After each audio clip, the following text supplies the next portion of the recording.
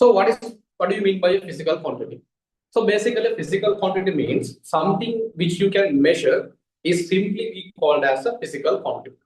For an example, if you take this pen, you can measure the length of this pen. So this length is a physical quantity. Again, you can keep this on a scale and you can measure its weight or mass. So we can measure it. So it is also a physical quantity. And sometimes you can see the amount of light. You see in the daytime, we have very much light from the sun. And in night time, we do not have much light. So light also a measurable quantity, right? So there are a lot of things that we can measure. So all of these measurable quantities are simply called as a physical quantity, right? Okay, so we'll just write down the introduction.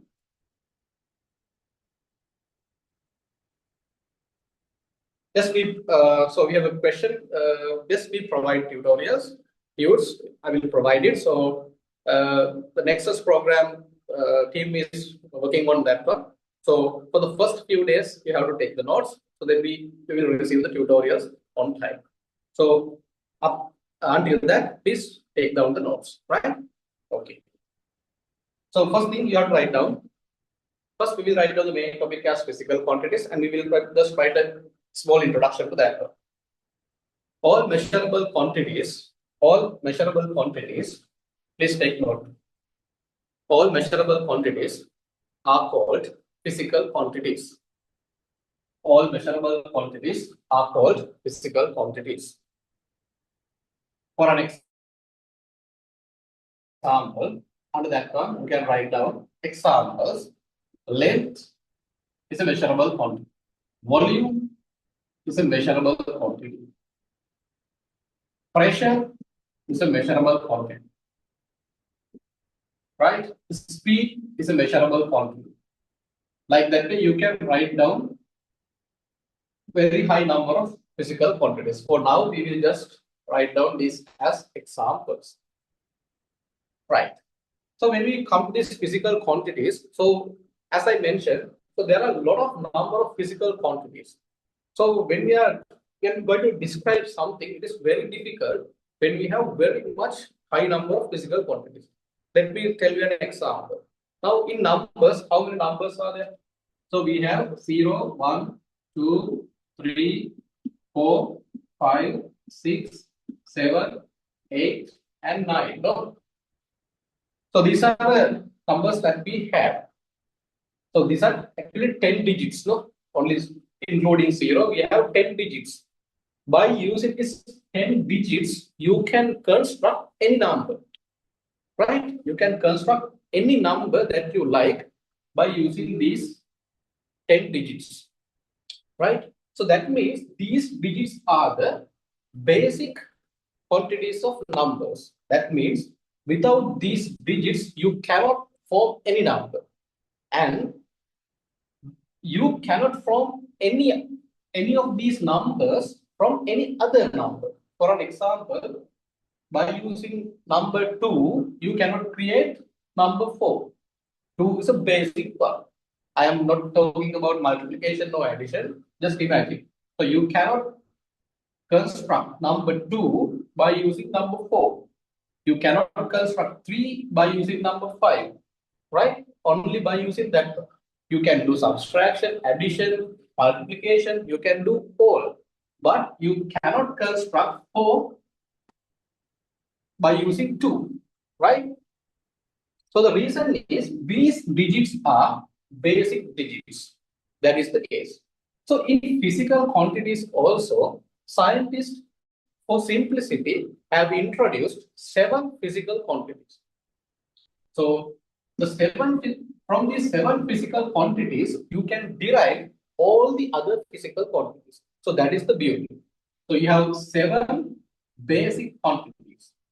You have 7 basic quantities. So it is very, very important for us to learn these 7 basic quantities. And we have to keep this in mind. Because in your examination, your first question will be from. So the first question may be, what is the SI unit or what is the dimension? which of the following is the fundamental quantity? Which of the following is not a fundamental quantity? Like that way. So you can get your first question from here. So you are going to score 1 mark now. So please take the notes because this is a 1 mark from your A-level examination paper. Right. So take the subtopic 7 basic quantities. 7 basic quantities. Okay, you will write down the basic quantity in a table, the tabular format. Then it is easy for you to remember and it is easy for you to write. So we will write down in the table. So the first, you should have 3 columns in your table. The first column is the quantity. First column is the quantity. In the second column, you can put SI unit. So we will talk much about this SI unit later. For now, we will write down what is the SI unit. Third one, symbol. Symbol of SI unit. Symbol of SI unit. Right. So the first physical quantity, the basic fundamental physical quantity is length. Length is the first one.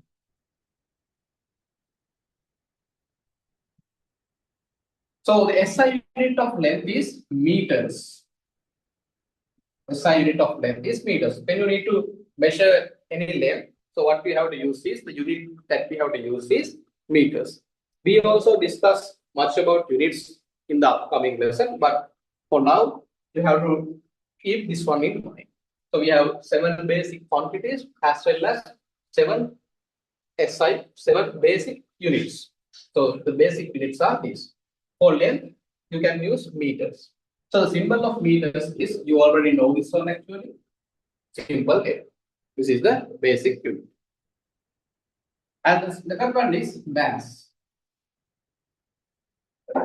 So you know the SI unit of mass, that is kilograms. So this is the SI unit. So the symbol of SI kilograms is simple K, simple G. That is very important because sometimes people may mistakenly write this one as capital K and simple G.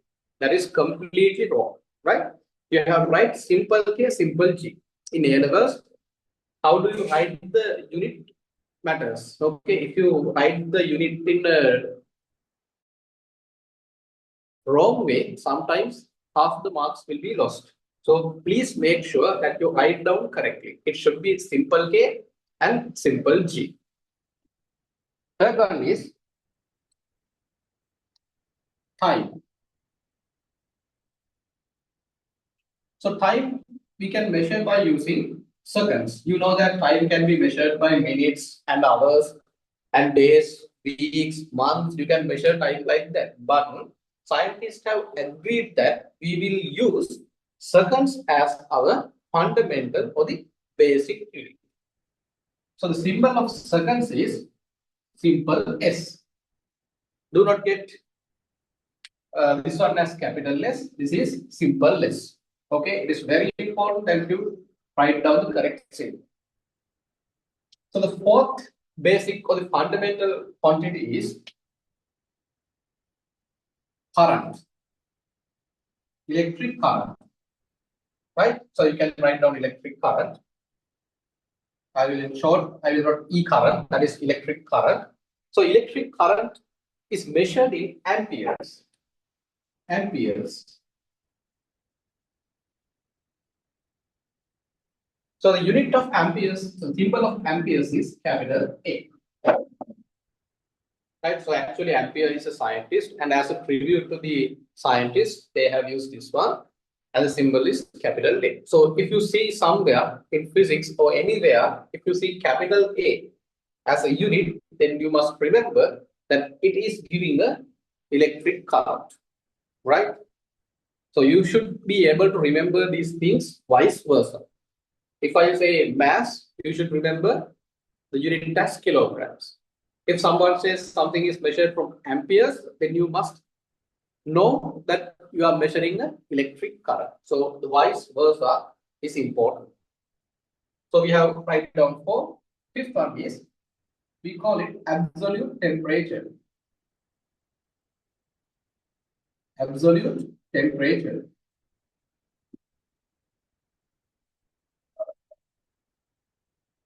So the basic unit of absolute temperature is Kelvin. Kelvin is also a very famous scientist, right? We will learn about him in later in our lessons. So the basic symbol is capital K. Now that's why I say if you write capital K here, then it implies Kelvin grams, so some other unit. Okay. So if you put capital K, it is completely wrong. If you need to write kilogram, then it has to be simple K. Only for Kelvin, you can use capital K, right? You cannot use simple K here. It should be capital K. So 1, 2, 3, 4, 5. Already 5 more. And fifth one is amount of material. Sixth one is amount of material.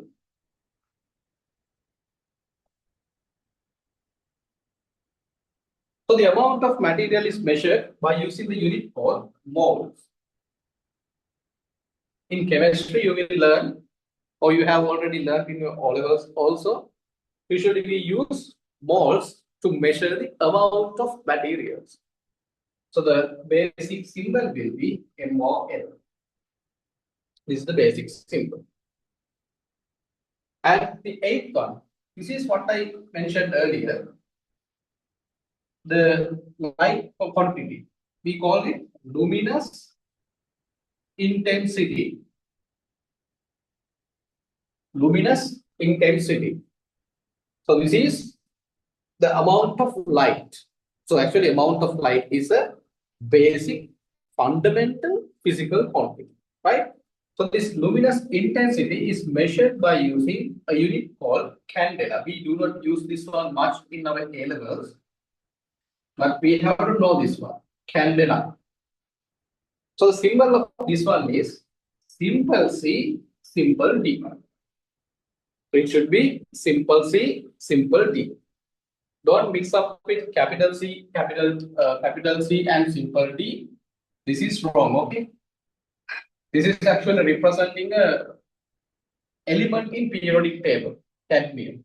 So you have to keep these units and these physical quantities in mind, because this will be your first question in 2028 A-level examination. So you can score 1 mark. If you keep this in mind correctly, then you have already scored 1 mark. I guarantee that, right? Okay. So please take down this. I think hope you have already taken this down. If you need much time, please tell me, but I will continue in the top part of the book, right?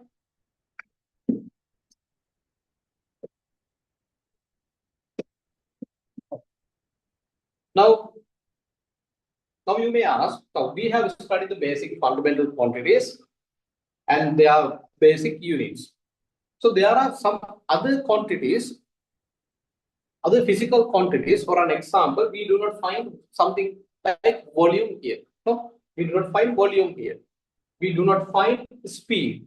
We do not find density. We do not find pressure. We do not find force. So these physical quantities are not available in this table. The main reason is they are not fundamental physical quantities. That's why they are not available. So if they are not the fundamental quantities, what are they called?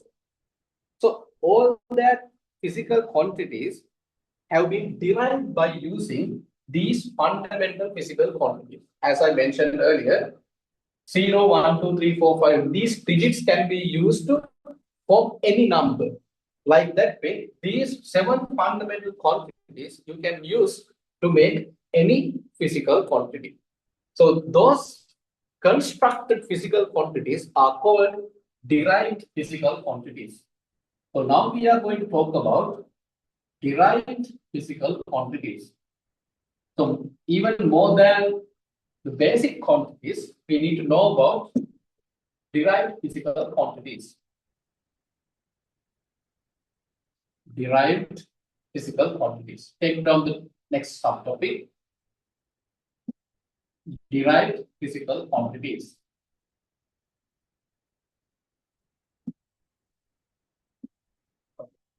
Under derived physical quantities, you can write down all the physical quantities, all the physical quantities, all the physical quantities derived using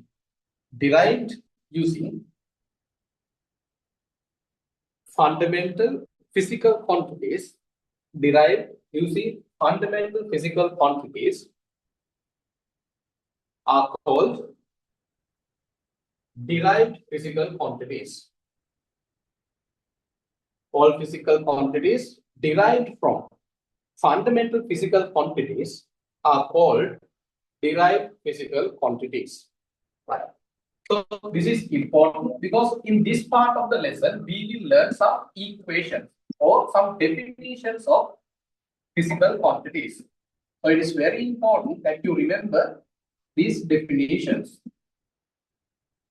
Okay, because in physics, we need physical quantities to do math. Okay, you need to do some calculation or you need to find something.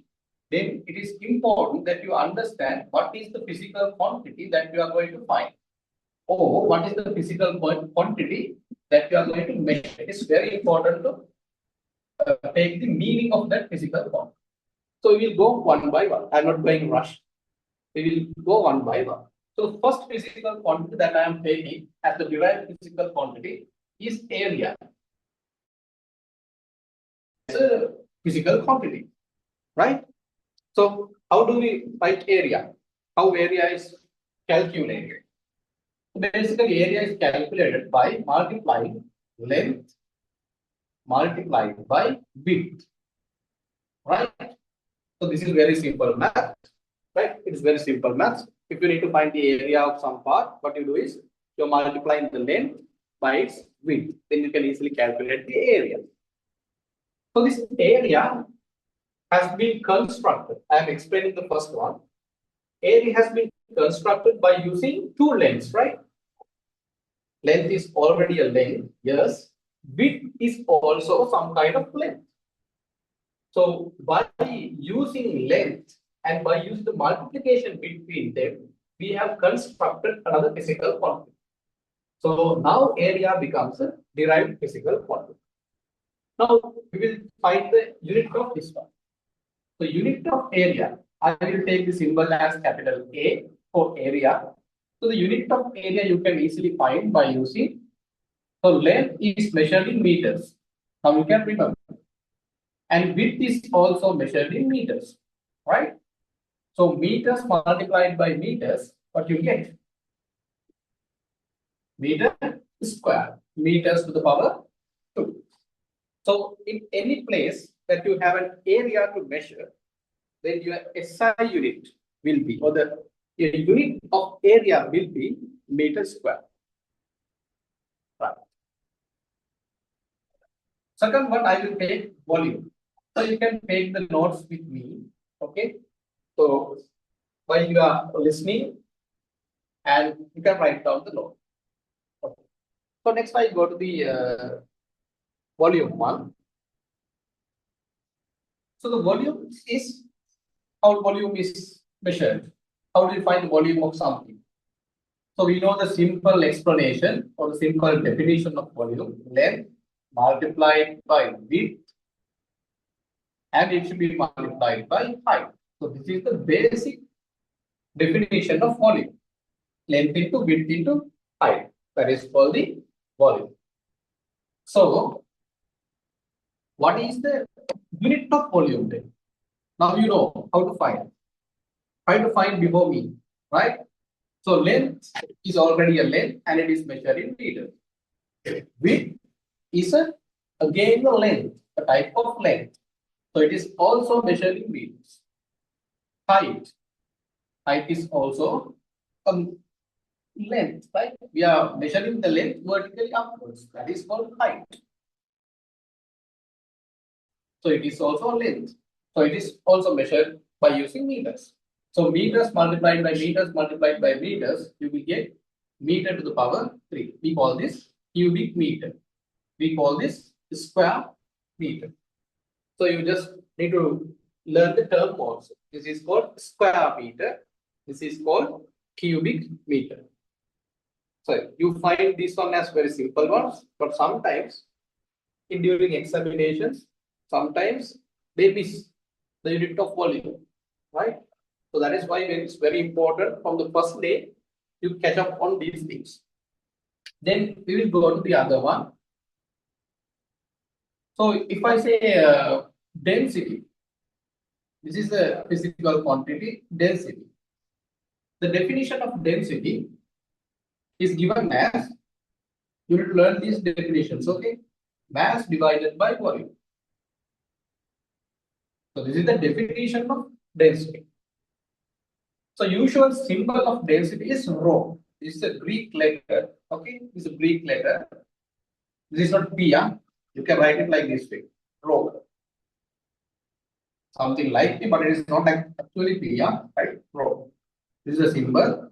So the density units you can easily find. Mass is measured in kilograms. And volume you have already found. It is measured in cubic meters. M to the power 3. Now you need a small maths part from your O levels. Now you see here, this is a fraction format. Unit is in a fraction format. So you have a positive power in the denominator. Now you need to take this one to the upside. So what will happen? If you have a positive power here, when you take this one to the numerator, when denominator is taken to the numerator, then you have to make the negative power here. So when I transfer this one to the numerator, your unit becomes kg m to the power 3, but you transferred it from the denominator. Therefore, it should be negative.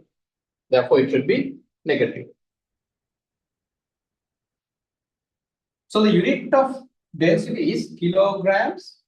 We call this minus sign as per. PER. You can call it like that, per.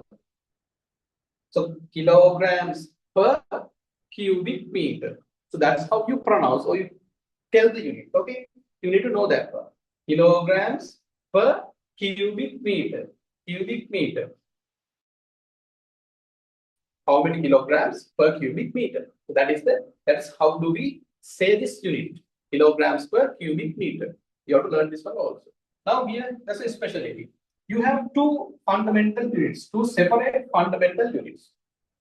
First one is kilograms, right? First one is kilograms, kg here. So when you write kilogram and meters, there are two fundamental units. So you can see here, I have keep a gap here.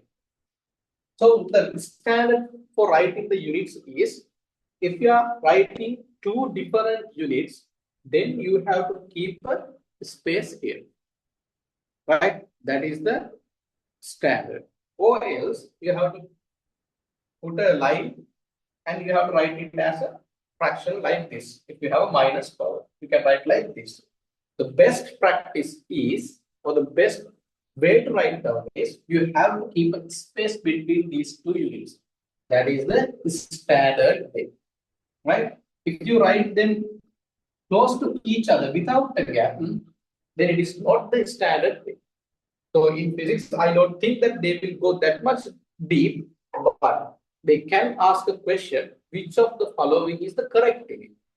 Then you should know that there should be a gap between these two units in order for that to be correct. So therefore, learn from here, or you can put a star mark under this one, and you can write down. When writing two physical units, we can cut physical. When writing two units, keep a gap between them. You can write it down here. Right. Now we learned three fundamental quantities, right? So we will move to the next one. I will take next one as speed. So speed is one of the most frequently used physical quantities in physics. So the definition of physics is distance. Distance divided by time. Right, in simple terms, okay? Actual terms, it should be difference in distance divided by difference in time. But for now, we will simply say distance divided by time. So if I take capital V as the symbol of speed, capital V here, or I will take simple U, then because I have a capital V here, I will use it to represent speed. So distance is measured by meters and time is measured by seconds. So you again you get something like this, no? Denominator and the numerator. Okay, what you can do is you can transfer this one to the numerator as we explained earlier, and you have to keep a gap, and you have to put a minus sign there. So this is, how do we pronounce this one? Meters per second. The minus sign is representing per. Here, I mentioned like that. Therefore, this unit is called meters per second. Meters per second. Right. So that's another physical quantity related to this one. We will discuss the difference between them later. Velocity. So velocity is similar to the speed, but there's a difference. Okay. So we will discuss this one in later. The definition is displacement divided by time. This is the definition of velocity. So what actually is displacement is, if you consider 2 points, I will simply explain. Here, consider 2 points A and B. So this displacement is referring to the shortest distance between them. The shortest distance being the length of the straight line joining these 2 points. That is called the displacement. Shortest distance between point A and point B. Then some may question, if this is the displacement, what is the distance? So the specialty in distance is, it can be anything. That means this displacement or the shortest distance is also a distance. Right? Especially we call displacement is the shortest distance. Distance refers to any kind of distance or any kind of length between A and B. For an example, like this way, if you go from A to B like this way, so you do not call this one as displacement. You call the length of this path as distance. So you can go like this, right? So you do not call this one also displacement. You call this distance, right? There's only one shortest distance between 2 points. You can have uncountable number of distances between 2 points, but you can have only one displacement between 2 points. Shortest distance is only one, right? Okay. So that is the difference between distance and displacement. So if you need to write down, you can write down. This is the displacement. The shortest one is the displacement. And you can write down of any other length between 2 points as distance. So all the other will be called the distances. This is a distance. The black color ones are distances. So however, the distance or the displacement is also a length, right? So we will take symbol V. So distance or displacement is also a length. It is measured in meters, and time is measured in seconds. Therefore, the unit will be meters per second. Unit will be meters per second. Right. So these are few derived quantities that we are using in day-to-day life. So we have to learn more. Okay, we have to learn some more derived physical quantities to do questions and calculations in physics. So we'll go one by one.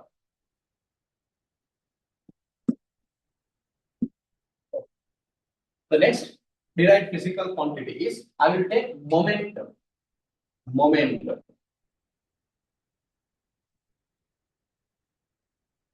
Don't worry, we will go very deep into these concepts like momentum, right? In our upcoming lessons. For now, just we write down the definition. How do we find the momentum? So momentum is defined as mass multiplied by velocity. Mass multiplied by velocity. So this is the definition of momentum. Right. Now, if you come to momentum, I will use simple P as the symbol for momentum. So mass is measured in kilograms, right? Kg. No space between K and G. Simple K, simple G, no space. And velocity is measured in meters per second. Therefore, space meters. The space S minus 1. So you can see here, there are two spaces. In between kilogram and meters, you have to have a space. In between meters and seconds, you should have a space. So this is the standard way. Kg, kilogram meters per second. You write it like that. You say it like that. Kilogram meters per second. Right. Next one is force. Another very important physical quantity that we find in our syllabus. Before that, acceleration. Acceleration is the next physical quantity. So acceleration is defined as velocity divided by time. Velocity divided by time. This is the basic definition. We will go deep into these definitions in mechanics, but until then, please keep these simple definitions in your mind. So if I put simple A as the acceleration, then we have to write down the unit. Now, velocity is measured by using meters per second. We already found that one. And time is measured in seconds. Now we have to take this one to the numerator. So what will happen when you take this one to the numerator? Then you have to put minus 1, right? So you can write this one as m s minus 1 s minus 1. Now again, small O-level lesson, right? When you have common base, O-level maths, we should refer O-level maths, okay? So you have simple SS, common bases, and you have indices here. And between them is a multiplication. Between them is a multiplication. Okay? We are not writing anything, means it's a multiplication. So S minus 1, S minus 1. Then what should we do? We have to add these two indices. So if you can remember in O-level maths, we learned these indices simplification. So S minus 1, S minus 1. Then it will become minus 1 mean it is minus 2. So the basic unit of acceleration is meter per square second. S to the power 2 means square second. Minus sign means per. Therefore, the unit is meters per square second. It's very simple, right? Then we will go to the next derived quantity, that is force. This is also one of the most frequently used physical quantity in the mechanics part. So force is defined as mass multiplied by acceleration. Mass multiplied by acceleration. So you know mass is measured by using kilograms. Simple K, simple G. Now we have already found the unit of acceleration, that is the you have to keep a space here, m s minus 2 kg m s minus 2. kilogram meters per square second. So that is the fundamental unit of force, right? So if someone asks who is the scientist who did most experiments and who has done more contribution to the physics, so one of the scientists is Newton. Actually, Newton has done a huge contribution to physics, right? So as a tribute to Newton, what scientists have done is, sorry, once again, please.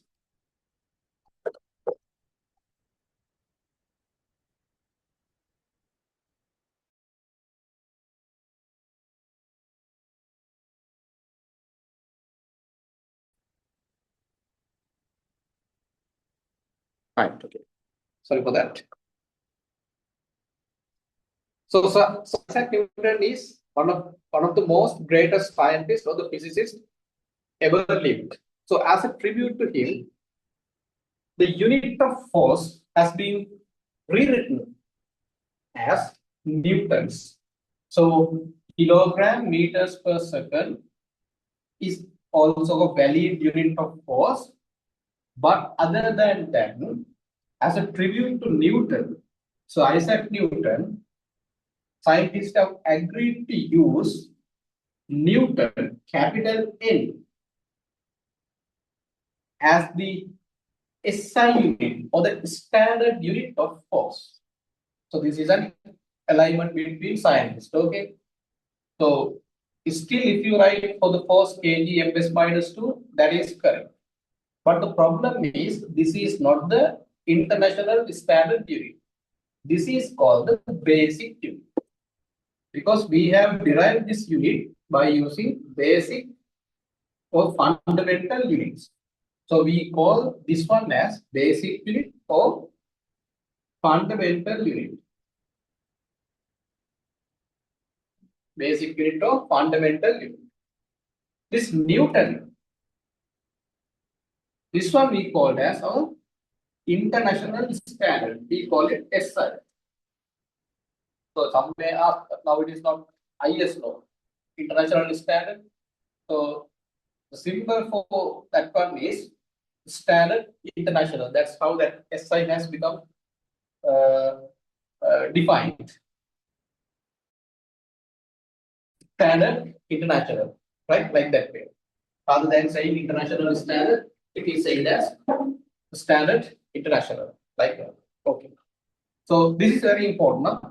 This is very important because some physical quantities for up to this acceleration, we do not find something like that. When you come to force, that means some special physical quantities have their own SI units, international standard units. For all the physical quantities that we discussed up to acceleration so far, they do not have two units. One is called fundamental, other one is called SI. No, they do not have two kinds of units. They only have one kind of unit, that is the basic unit, and it is also considered as the SI unit, right? But for special physical quantities like force, you can see here, they have defined a special unit for that one. So we have few different physical quantities and we will learn them one by one in upcoming parts. So the first one is force and it is measured in Newton. If someone asks what is the SI unit of force, you should say it is Newton. If someone asks what is the basic unit of force or the fundamental unit of force, then you have to say kilogram meters per square second. So that is the difference. So keep that difference in mind, right? You can write down like this way. Under this one, you can write down basic for the fundamental unit. So put the mark and write down SI unit. Because sometimes they are asking like that way. What is the SI unit? What is the basic unit? Right? Okay. Next physical quantity after discussing force is pressure. It is very much related to force. That's why I take the next physical quantity as pressure. So the definition of pressure is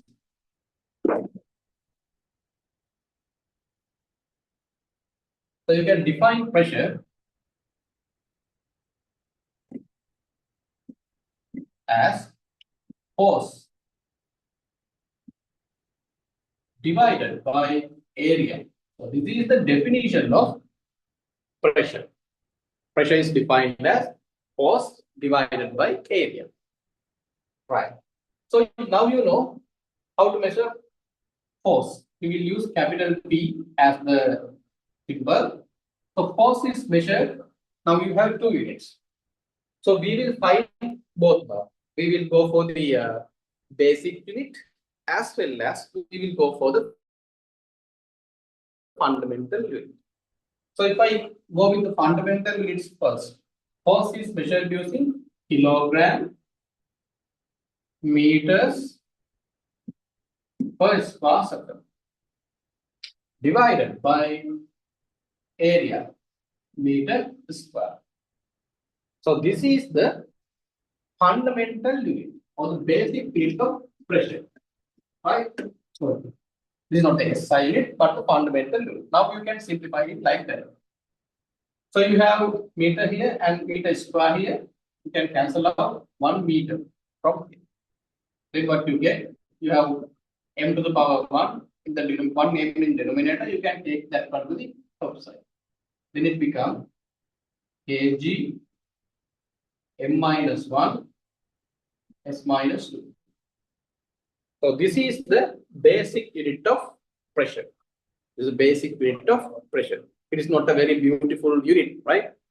You have to remember a lot. So it is difficult. So in here also, scientists have again defined this units. So we know that this is the basic unit. And if you need to find the SI unit, what you have to do is now you have to substitute the unit of force in SI terms. So you can write down in the front, you can write down the basic unit of, fundamental unit of force is Newton and fundamental unit of area is per meters, m to the power 2. Then you can take these meters to the outside, then you can write down this one as n space m minus 2. So this is basically newtons per square meter. Newtons per square meter.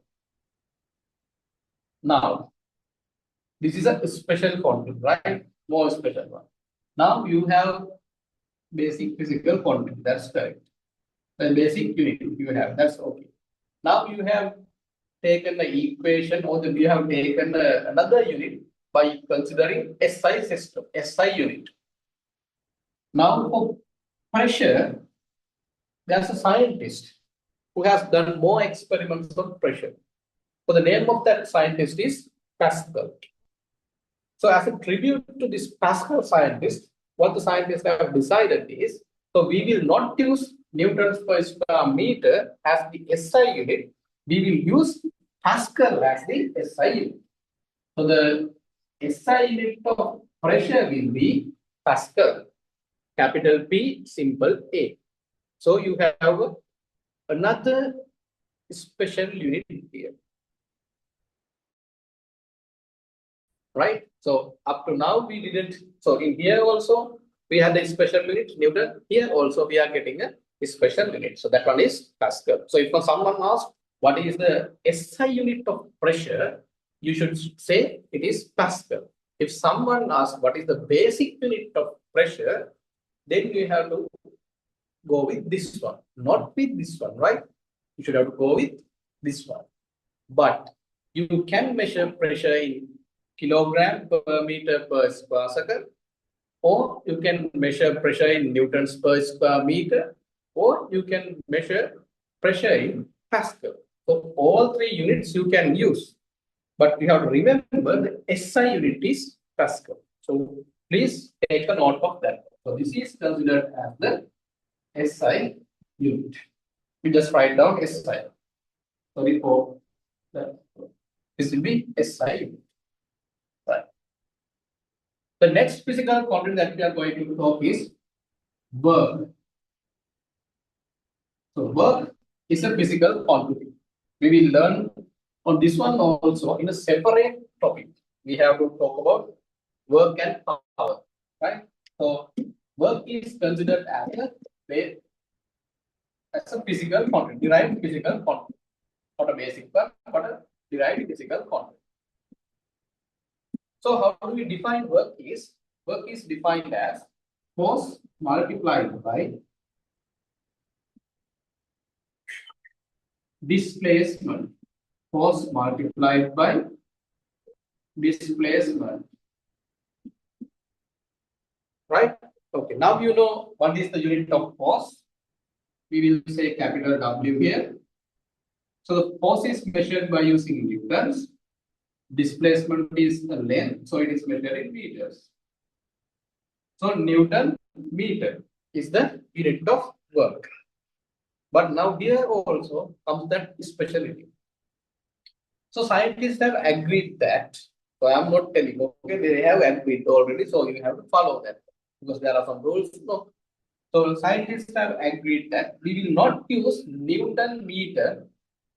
This is just Newton meter as they have not considering Newton meter as the SI unit of work. They consider SI unit as joules, capital J. Capital J, joules. So Joules is also a scientist who has done a lot of experiment, a lot of contribution towards physics. So what they have as a tribute, they are using the unit of work as joules, capital J. Right? So if someone asks what is the SI unit of work, then we have to write down joules. If someone asks what is the basic unit of work, then you have to go further. So Newtons we already discussed, or the force we already discussed. The basic unit of force is kilogram meters per square second, kg ms minus 2 multiplied by displacement, that is m. So the basic unit you can write down as kilogram meter square per square meter. So this is the basic unit of work. And joules is the SI unit. Right? You should have a very clear cut on this basic unit and the SI unit. International standard. So scientists are the persons who are building up these standards. Okay. So teachers or any others, they do not do these standards. So the people who are doing these standards is scientists. So they have discussed and come to a conclusion that we will use like this way. So and it is internationally they have agreed. So what we have to do is we have to follow these systems, right? Okay. Next, what we do is the next physical quantity that we are going to discuss is energy. So there are a lot of derived physical quantities that we need to learn because they will be frequently used in the upcoming lesson. Energy. So energy, the basic equation we can write down as mass multiplied by velocity square. So actually this equation is very special because this equation is given by Albert Einstein. So I am using this one to define the unit. So the Einsteins have given that he has derived an equation for energy as mass multiplied by velocity square. The famous equation is E equals mc square. As physics students or science students, you may have heard that one. Most famous equation of the world actually. E equals mc square. So E represents the energy. So I am using this one to find the unit of energy.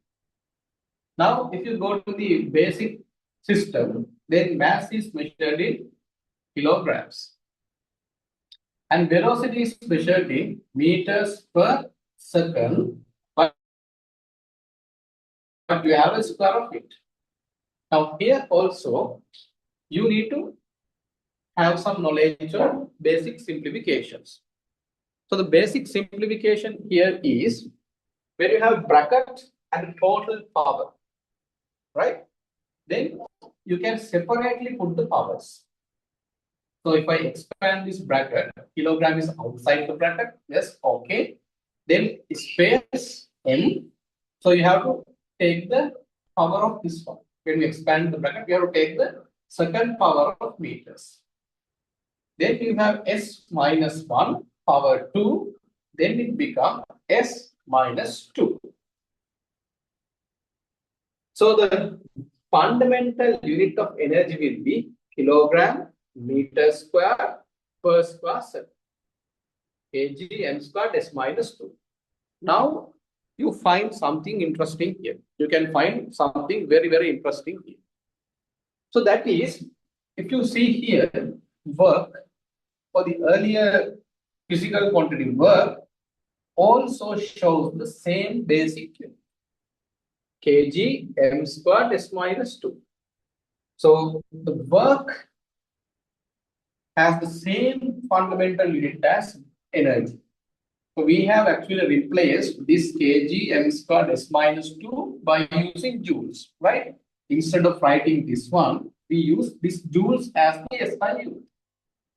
So as this one and this one is same, then you can use joules as the SI unit of energy. So this is the basic unit of energy. This is the SI unit of energy, right? So work and energy, they both have same SI units. Very important, right? Okay. Next one is power. Power. Electric power, mechanical power, like that power. So power is also very important physical content that we find in mechanics. So power is defined as work divided by time taken. How much work that someone has done and how much time it has taken. When you take the ratio, work to time ratio, we call it power. Now you know work is measured. If you consider the basic system, I will say P naught. If you consider the basic system, work is measured by using kg m squared S minus 2 divided by time, seconds. So if you take this one, this denominator to the top side, then what will happen? Then it will become h to the power minus 1 again. So your basic unit become kg m squared S minus 3. So this is the basic unit of power, kg m squared S minus 3. Right. Now if you go to the SI system, now you know that SI unit of work is joules, right? So if I use a SI system here, joule divided by second, right? Time is measured in seconds. So when you take the seconds to the numerator, what happens is it becomes joules per second, right? Now here also something interesting we can do. So there's another scientist called Watt. Watt. There's another scientist called Watt. So as a tribute to Watt, they put the SI unit of power as Watt. Capital W. You can pronounce it as Watt. W-A-T-T, Watt. So this is the SI unit of power, capital W. For any power, it can be mechanical powers, it can be an electrical power, no problem on that one. So you can measure by using watt, right? Okay. Then we will go to the next physical quantity. That one is torque. Torque. What we call torque? torque is actually the turning force, right? Now we talk about force. Now, if you need to push something, just imagine I need to take this pen to the top. Then I have to apply some force and take it upside like this way, right? So the force is linear. I am moving in a line, right? So linear force. And torque means the turning force. That means if I hold from here and if I hold from here and if I try to rotate this one like this way. So I am applying the upward force from here, downward force from here. Then what happens is this one will get the turning effect. So the turning force is called the torque. So how the torque is measured or how the torque is defined is force multiplied by displaced distance. We call this one as perpendicular distance. But in simple, force multiplied by distance, right? In simple terms, we will learn into more deep concept later, but for simply to write down the unit, torque can be defined as force multiplied by the distance. So force is measured in newtons and the distance is measured in meters. So the basic unit. So SI unit of torque is taken as Newton meters. SI unit of torque is taken as Newton meters. Now, if you can see here, force and displacement have the same Newton meter here. Joules, you can use here. Can't we use joules here? Yes, we can use joules here. But in practical scenarios, we do not say torque in joules, right?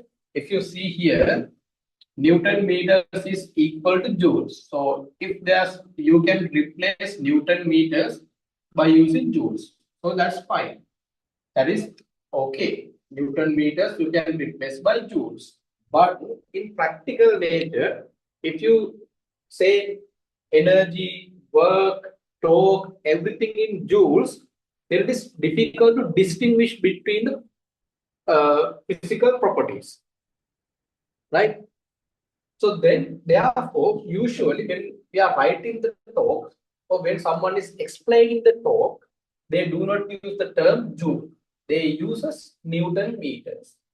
For an example, if you are going to, if you have seen in racing car specifications, right? In racing car specifications, they basically talk about two things.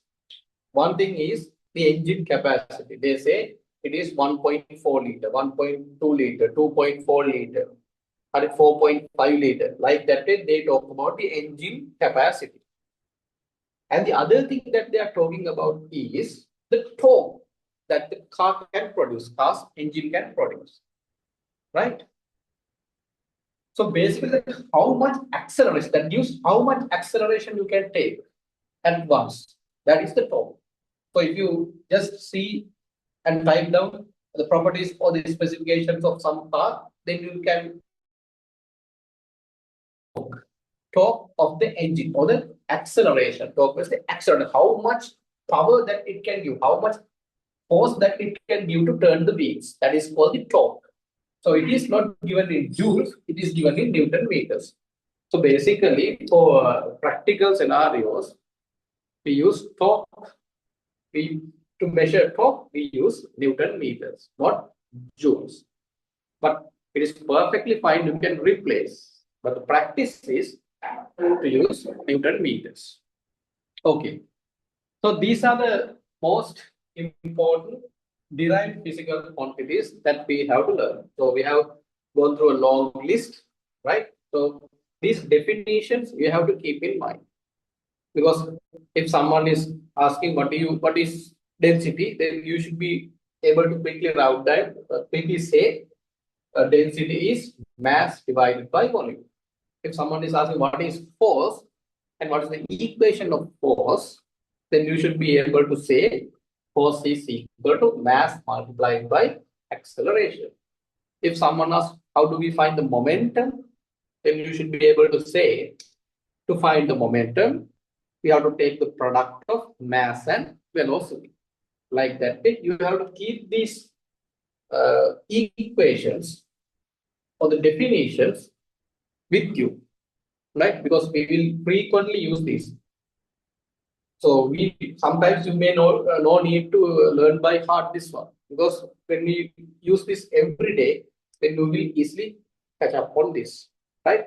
But for now, please try to rewrite these things. Okay, you just rewrite these things and try to remember these equations and definitions. Okay, so this is the second part of the lesson. We discussed about basic physical quantities, and then we discussed about derived physical quantities. Right. Hope you all have write down the definitions and equations. So I'm erasing, and we will move to the next part of the lesson. Right.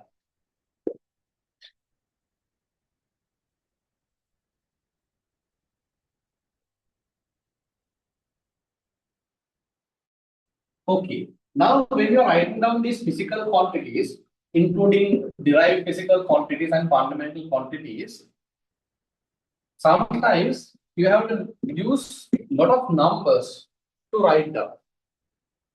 Right? You have to write down a lot of numbers to write down a simple distance. For an example, if you need to write down the distance between Sun and Earth, you have Sun here. This is the Sun, and this is Earth. Okay, this is Earth. This is Sun. So, do you know the distance between the? It is varying actually, but the mean distance. Anyone know the distance? So it is a very huge distance, no? You know,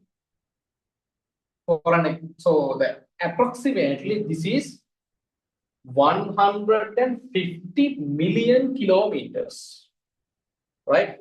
150 million kilometers. So can you write that down? That number 150 million. Can you write that number? Just write before I write that one. 150 million kilometers. How do you write that? How many zeros did you get after 15? So you write 15 here, and then you have to put some zeros.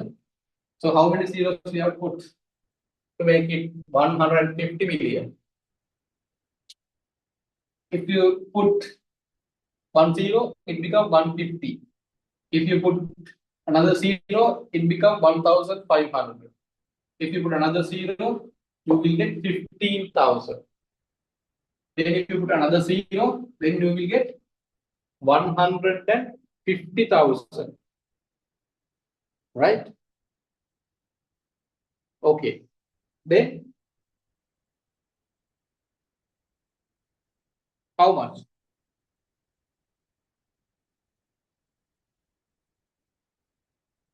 Which is 15 lakhs, right? Another one, then it will go to 150, right? So this is kilometers. So you have to put another 3 to make it meters. So if you go like that way, you can see here, if you need to represent the distance, a very large distance, then you have to use a lot of digits. So do you feel this comfortable to read?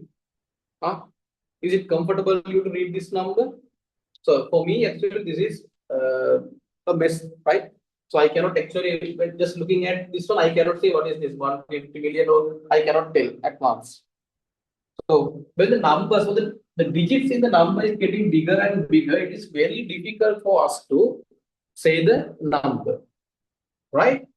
So scientists knew about this one. So they proposed a method to simplify this number, right? So this is in meters actually. So when you use the basic unit to write down the, sorry, fundamental you need to write down the quantity, larger quantity, then it's very difficult to pronounce, right? It is very difficult for me actually, okay? So what the scientists did was, they thought of replacing these zeros with a prefix, with a prefix. What do you mean by a prefix? Prefix. So you are putting some actually a letter in front of the unit to represent some zeros. Prefixes, we call them prefixes, right? In prefixes you have, in English also you have prefixes, but in physics we basically talk about numbers, and prefixes implies they are used to actually, they are used to replace some of the zeros in a number, right? So we will write some examples and see what this prefixes actually means. Okay. Okay. Write down the next topic as prefixes. Prefixes for units. Prefixes for units. Prefixes for units.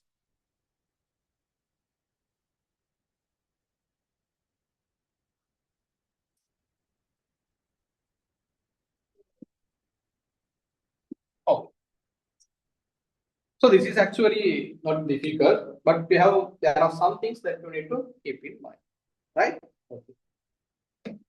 So one of the prefix that is very commonly used is kilo, right? So I said also 150 kilometers. If you need to measure the distance between your house and your nearest town, you are not telling that one in meters, no? Are you telling in meters? No, you are telling in kilometers. There are 2 kilometers to my house from the town. There are 100 kilometers. If someone asks what is the width of Sri Lanka, you say in kilometers, not in meters. Like that. So to make the distance more simplified and to make it more feel, to make the feel. So what if you say 1 kilometer, you say that is not much far, it's bit closer. If you say 100 kilometers, you feel that is a larger distance. So you feel the distance kilometers rather than meters, right? So because of these practical scenarios, scientists have given these prefixes to replace some zeros. That is basically for simplicity and for understanding. So one prefix that we use is, so these prefixes have been labeled, I say, based on the zeros. So if you have 1 0, that means it is the number has been multiplied by 10. Right? If you have only 1 0 after the number, that means that number, the first digit has been multiplied by 10. So this 10 multiplied by 10 is represented by, or 10 to the power 1 is represented by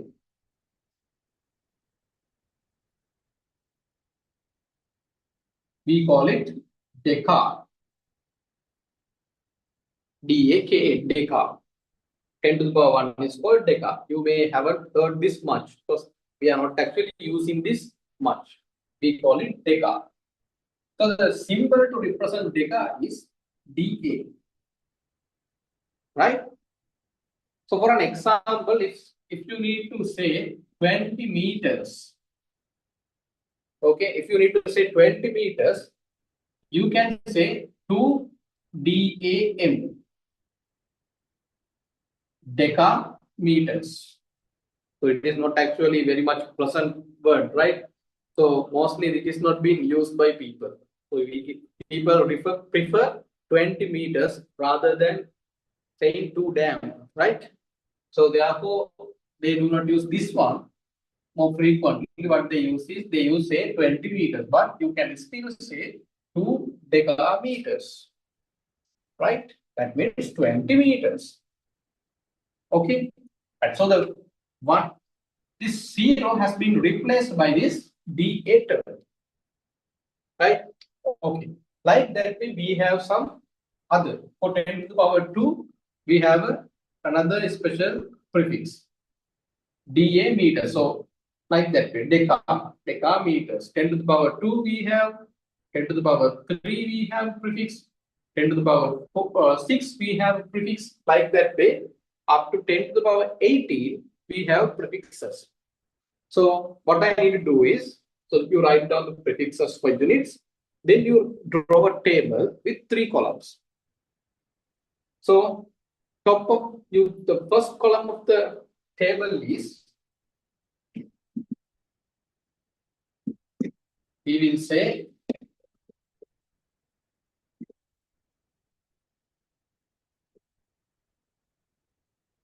number. The first column is number, 10 to the power what? Here.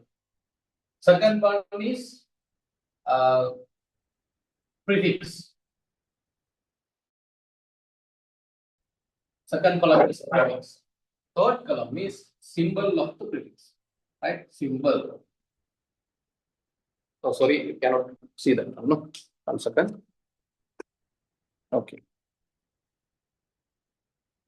Number, prefix, and symbol. So starting from 10 to the power 18, you can write down up to 10 to the power 1. Right? I will go in the upward direction. You better come down. Okay. 10 to the power 6, then 10 to the power 9, 10 to the power 12, 10 to the power 15, and 10 to the power 18. So these are the most frequently used prefixes. Prefixes numbers.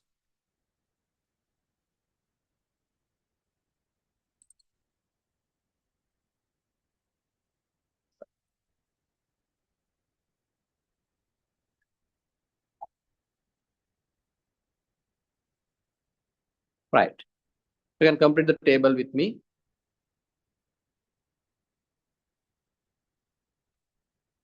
We will write down the prefixes first. So 10 to the power 2 means hecto.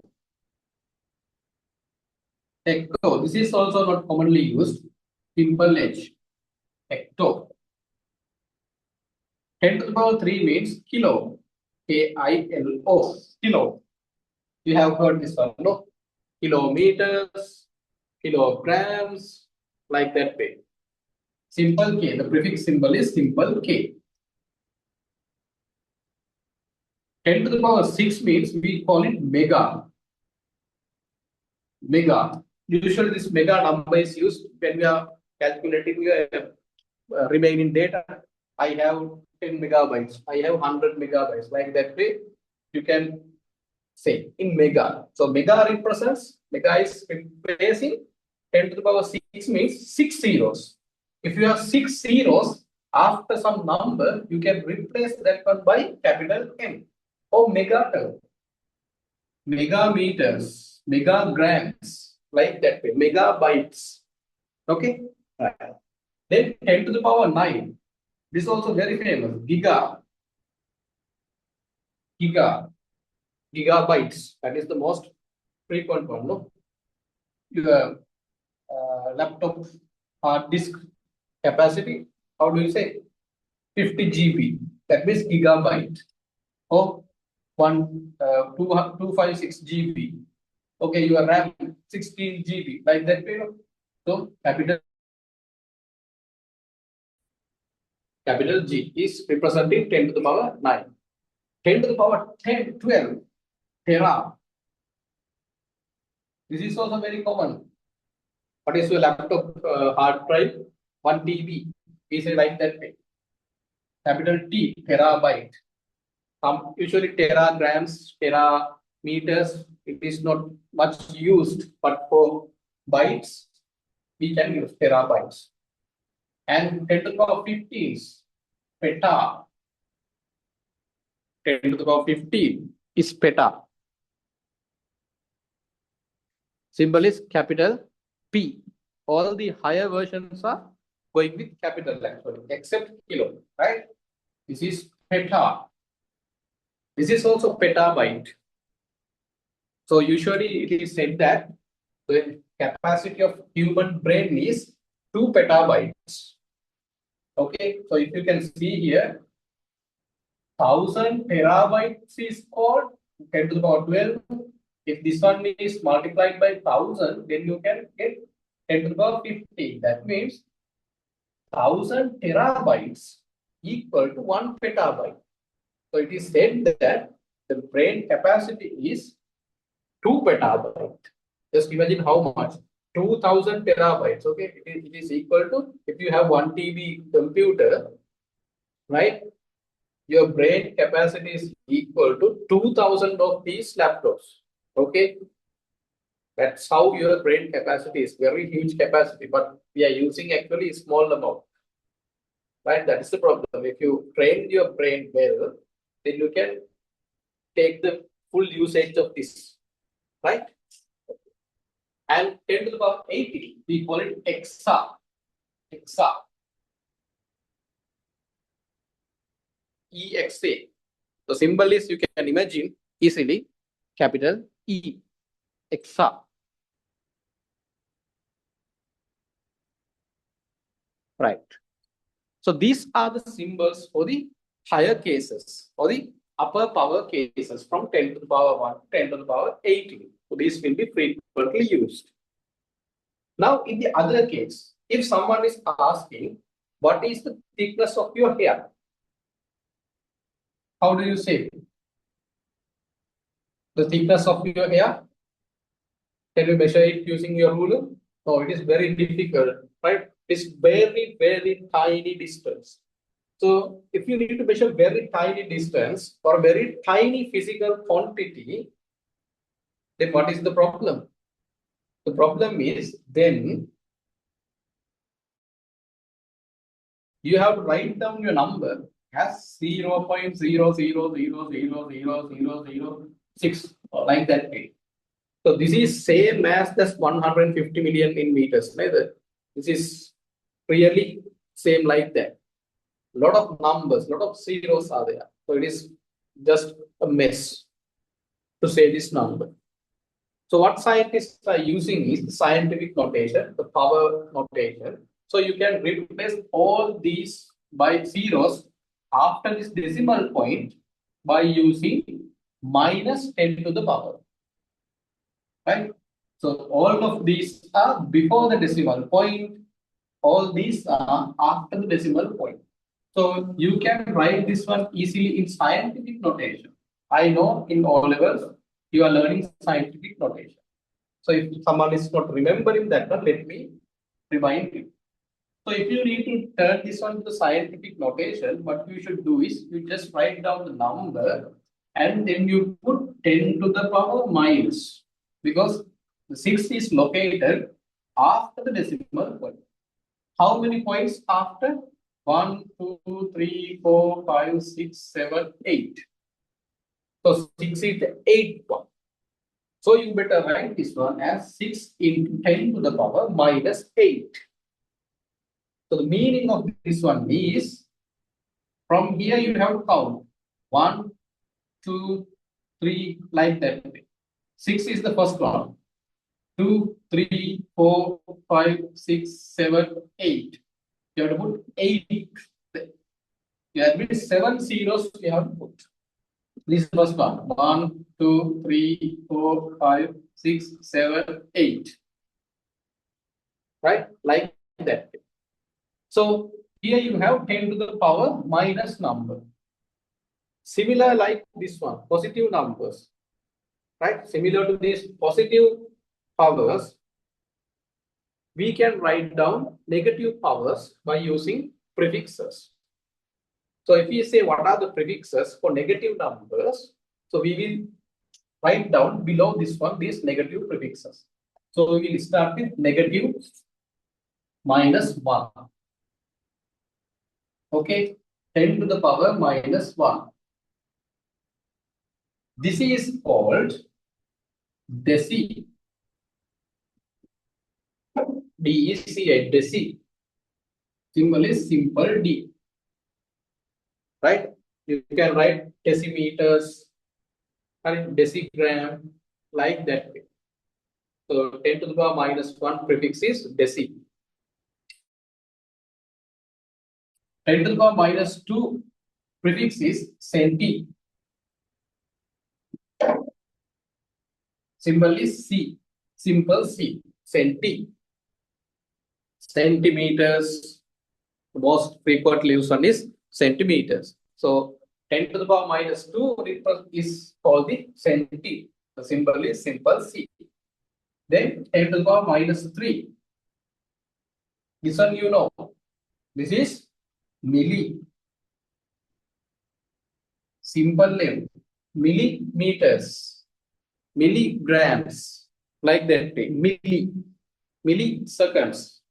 Right? Most frequently we use that. So milli means 10 to the power minus 3. So you can replace 10 to the power minus 3 by using simple m. Meaning is milli. Then 10 to the power minus 6. I will write down here. This is called micro. Micro. Right? So symbol of this micro is not an English letter. It is a Greek letter mu.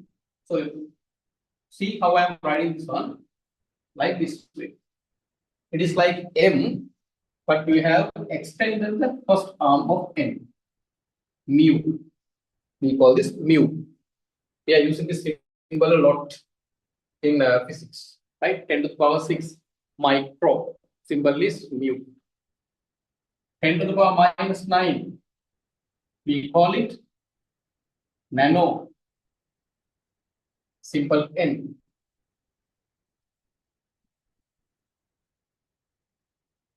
10 to the power minus 12. We call it pico. P-I-C-O. Pico. Simple P. Picometers, like that way. Picogram, picometers. If you need to measure very small, very small masses, you can use picograms. Very small distances, you can use picometers. Like that, 10 to the power minus 12.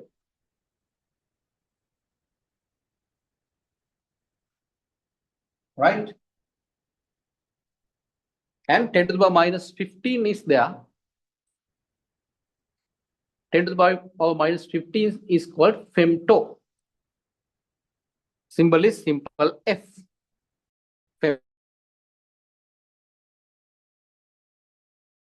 Femto. 10 to the minus 15. Femto. Simple F. There's 10 to the minus 18 also. We are not using much, but it is called atom. Symbol A. So these are the prefixes that we use every day, right? So 10 to the power plus 18 to 10 to the power minus 18. These are the prefixes that we get.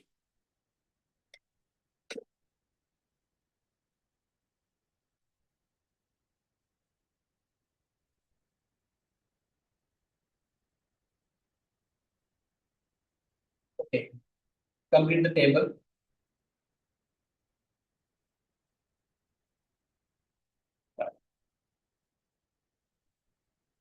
Here capital D, I have written that one. Here is capital E. So here you have deci, centi, milli, micro, nano, pico, femto, atto. Here deca, hecto, kilo, mega, giga, tera, peta, hexa.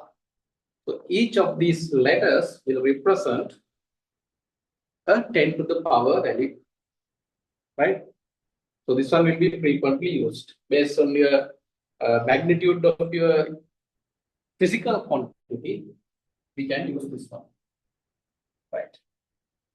So I hope you have completed the table with me. So let me erase. Now we will do quick examples, very quick examples of the applications of this one, because we need to convert things. So just check whether you have grasped the concept. Examples. We write down examples. We will move quickly. So I need you to convert 2 micrometers to meters.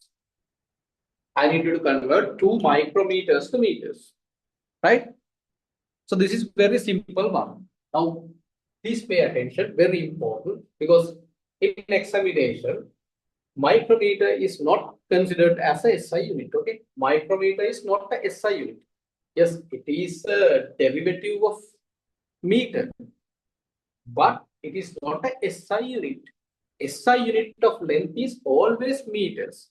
So when you are having a equation and when you have given the data to be substituted into that equation in physics, it is necessary, it is essential to use the value. You put from another unit like micrometer instead of meters, your answer will be wrong. And the marking scheme, they only accept the answer with correct SI unit. So it is very important that you convert all these kinds of units into SI units. It's a must, right? So we need to know how to convert this 2 micrometer to meters. So as I said earlier, this micro or the mu symbol represents 10 to the power minus 6. So you can write down 2 multiplied by 10 to the power minus 6. It is very simple. So in order to write down this one, you should know the meaning of this symbol. This is mu, so it represents 10 to the power minus 6. That you should know. Without knowing that one, you cannot write down this one. So that is the importance of keeping the prefixes in mind. Okay, you have to keep all the prefixes in mind. Okay, we'll do another example. 4 millimeters, I need to convert to meters. You can write down the example.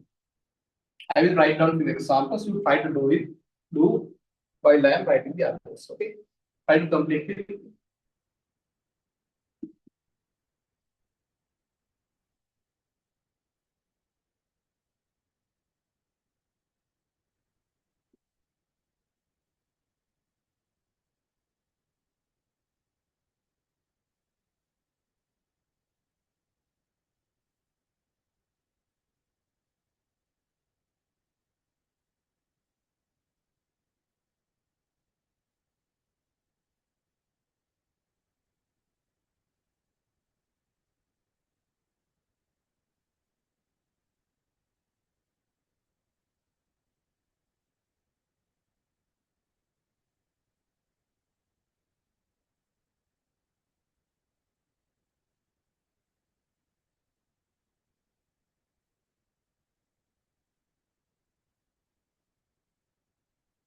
Right.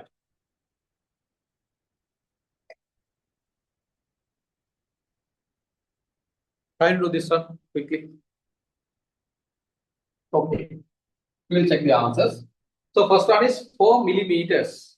So now you seen something strange here. When I am writing these units, very important. See here, when you write kilogram meters, I will write here. When you write kilograms and meters, I kept a space between these two units. See, right? In the previous case, if you can remember, when we are writing the derived physical quantities, I kept a space between the two units, kilogram and meters. I put a space.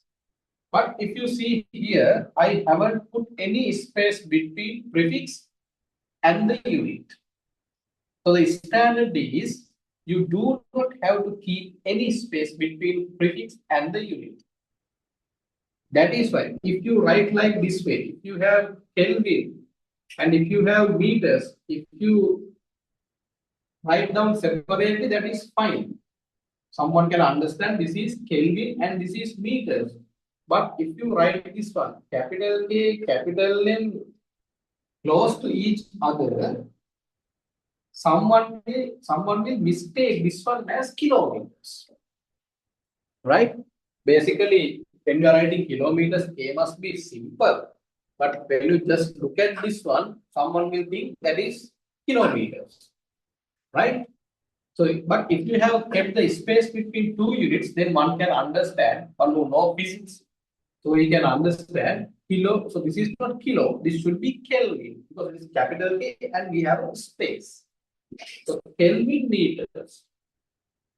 And if you have written K and M close to each other, simple K and simple M close to each other, so this means kilometers. So there's a very, very huge difference between writing like this and writing like this. So it is very important that you follow the correct method. So when we are writing the prefix, you do not need to keep a space, right? Okay. That is not a special point to be written down. When you are writing the units day by day, but then you will just practice on that one, right?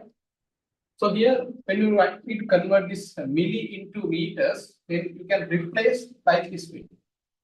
4 multiplied by milli means 10 to the power minus 3. This simple like that, right? So in physics, usually we prefer the scientific notation rather than writing as 0.004. In physics, we prefer the scientific notation, writing as a 10 to the power. That is the most preferred way. Easy to simplify. Then 2.4 kilometers to meters. So that is basically 2.4 into 10 to the power 3. Because kilo means this one. So if you require, you can expand this one as 2,400 kilometers. This is okay. You can expand. 0.5 milligrams. 0.5 into 10 to the power minus 3. Milli means 10 to the power minus 3. No? So 0.5 10 to the power minus 3. Then you can convert this one to a scientific notation again as 5 into 10 to the power minus 4 grams. Because we are taking this one is also as a 10 to the power minus 1. 0.5 means 5 divided by 10. Right? 0.5 means 5 divided by 10. Then you can take the 10 upside, 10 to the power minus 1. Then that minus 1 and that minus 3, it will become minus 4. That is how this becomes 5 into 10 to the power minus 4. Then if you put 2.5 nanometers means 10 to the power minus 9. Right? So this is okay. This is the basic scientific notation. 2.5 10 to the power minus 5. And 2.45 kilometers, similar like here, 2.45 multiplied by 10 to the power 3. So if you expand this one, we have to take 3 decimal points. So this one will be meters. Here also meters. Here also meters. Right. So this unit conversions is very, very important because it is necessary to convert these units from one to another. Right? It is very important to convert this one. So please keep that in mind. Okay.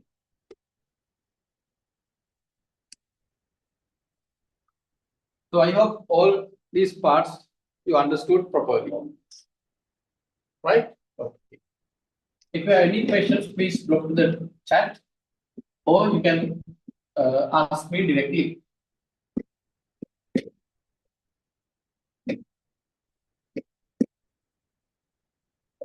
If no questions, then we will go to the next part of the lesson.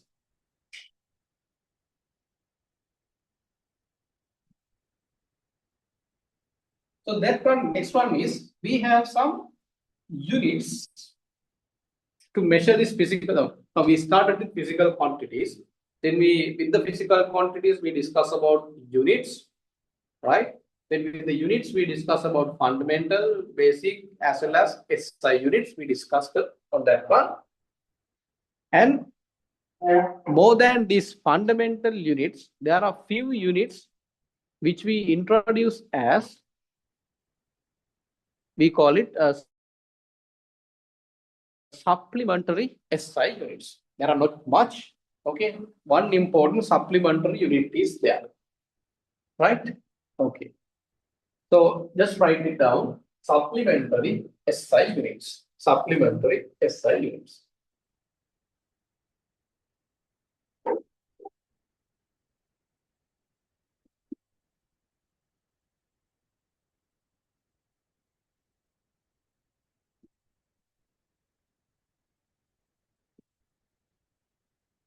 So this supplementary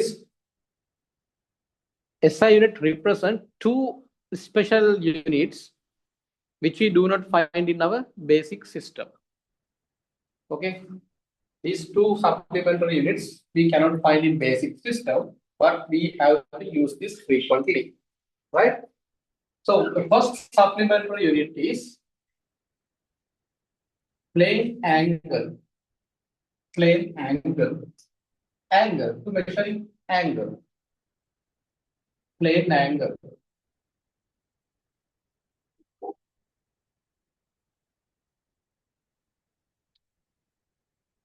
So the SI unit of plane angle is radian. Radians. We will discuss on this one. Okay, radians. And symbol is RAD. Rad. Plane angle. Now, plane angle means if you need to find the angle here, if you see your screen, the corner, this angle you know that's 90 degrees. So degrees is a unit of angle. That is correct. You know this angle is 90 degrees. But in physics, actually when you need to write down an angle in an equation, you cannot use degrees. Okay, you can use degrees, but your answer will be wrong, right? Because as per the standards, you have to write down the angle in terms of radians, not by degrees. You have to use radians as the unit of angle, right? So I will explain this one later in detail, how to convert degrees into radians. Like that, we will discuss that one. But for now, just understand that to measure the plane angles, we use radians as the unit. Second one is solid angle. Solid angle, three-dimensional angle. So if you can remember, if you can think of the corner of your house. So 3D corner, like this way. If I take my fingers like this way, or if I take the pins like this way, I keep my pins in the three directions like this way, right? Difficult because two hands only, right? Okay. So you have like that way, a 3D shape is there. So this solid angle here, solid angle form here. If I keep it like this way, just imagine the cone. Just imagine the cone somewhere like this. So if you see here, so it is three-dimensionally distributed like this way. So here you have a plane angle, here you have a plane angle, here you have a plane angle. But in total, if you consider, there's a solid angle, three-dimensional angle is there. So three-dimensional angle is considered as the solid angle. So the unit of solid angle is steradian.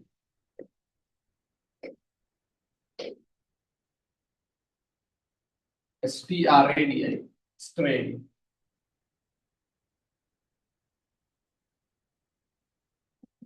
Steradian. Let me check the spellings.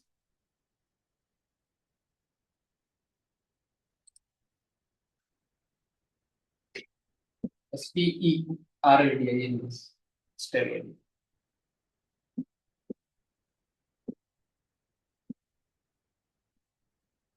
Symbol is simple as simple R. Steradian. Simple as simple R. Okay. Usually in physics, in the advanced level, we do not use this solid angle applications because it is a bit complex to simplify and to analyze. So basically, we do not use this one much, but plane angle we always use, right? So we will go into detail how to convert this plane angle, usually measured in degrees, into radians. How this one is converted. Okay. Okay. So this is the fundamental part of units and basic physical quantities, right? I hope this part is very clear to you. Okay. Right. Before moving into the next part of the lesson, so I need to take you through a quick revision. So I will take this final hour to discuss about maths part that we need to use in physics, because this is very important to understand, because you can do questions even now if you know the basic mathematical principles. Without maths principles, we cannot study physics, because to write down things, to explain things in physics, what we need to do is we need to write down equations. Without equations, we cannot simplify. Then we cannot predict things. So I am going to take you through a brief introduction to maths for physics, right? Because this is very important. This part is a must. Okay. Without this part, you will be in trouble. When you go to higher simplifications, bigger simplifications, and sometimes when you are writing the volume of a sphere, when you are writing volume of a cylinder, if you can't remember how to write that one, then you are in trouble. Because physics does not teach things like that. Physics more focus on physical subjects like electricity, mechanics, speed, velocity, acceleration. Physics focus on those subjects, not about maths parts, right? So you do not learn geometry in physics, but you have to use geometry in physics, like that way. You do not learn about algebra in physics, but you have to use algebra in physics. You do not learn trigonometry in physics, but you have to use trigonometry in physics. So all of these concepts, algebra, basic trigonometry, graph, construction of graphs, and everything is taught in your O levels, right?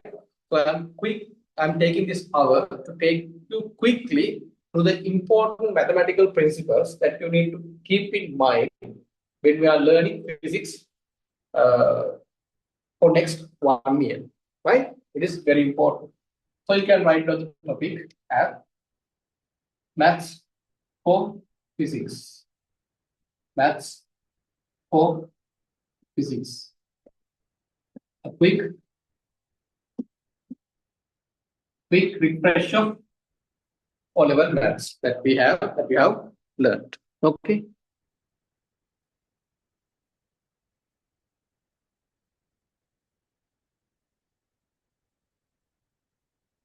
Okay. So we have a small question regarding the supplementary units. So actually, supplementary units has been used. Supplementary means supporting, no? So in the basic system, in basic SI unit system, you have 7 physical quantities. No, you do not have any other in the basic system. But the problem is when you need to measure an angle or something, then you cannot measure angle in masses, right? You cannot measure angle in meters per second. So there are no any derived units or any physical fundamental units to measure something like an angle. So angle is a very special thing, right?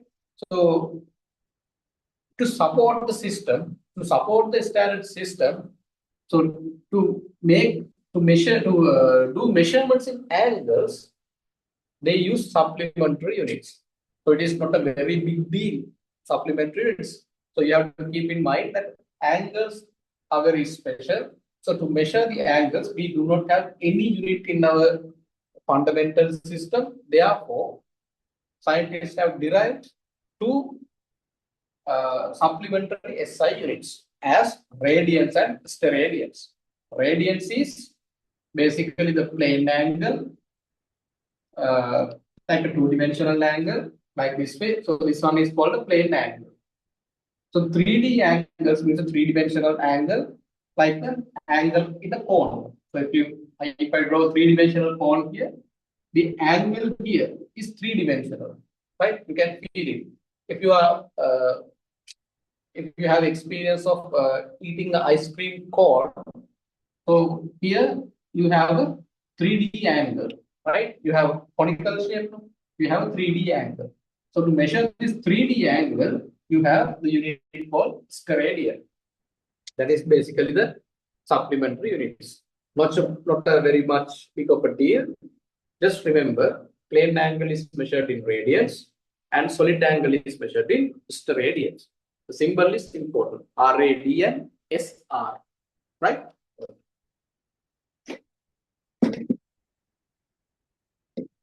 That's for physics. So we'll quickly go through this one. So first part that we need to learn is area of geometrical shapes. First part, write down area of geometric shapes.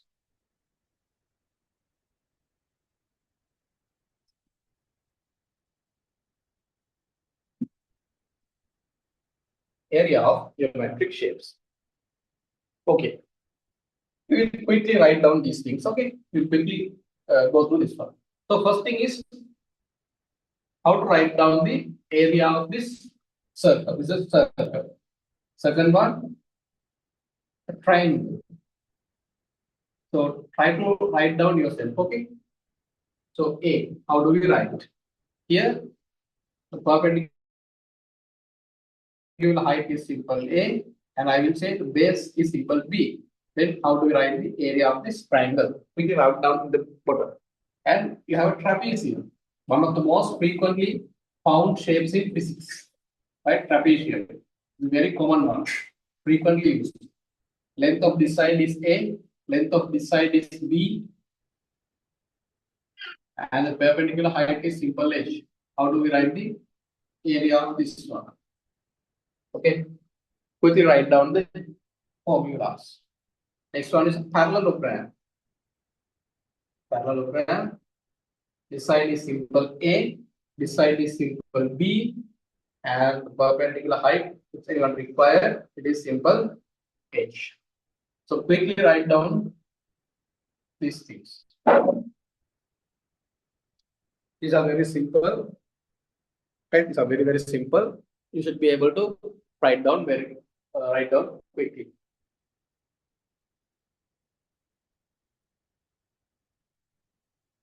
Right. Now check whether you have written this correctly. So the area of a circle you can write down as pi r square.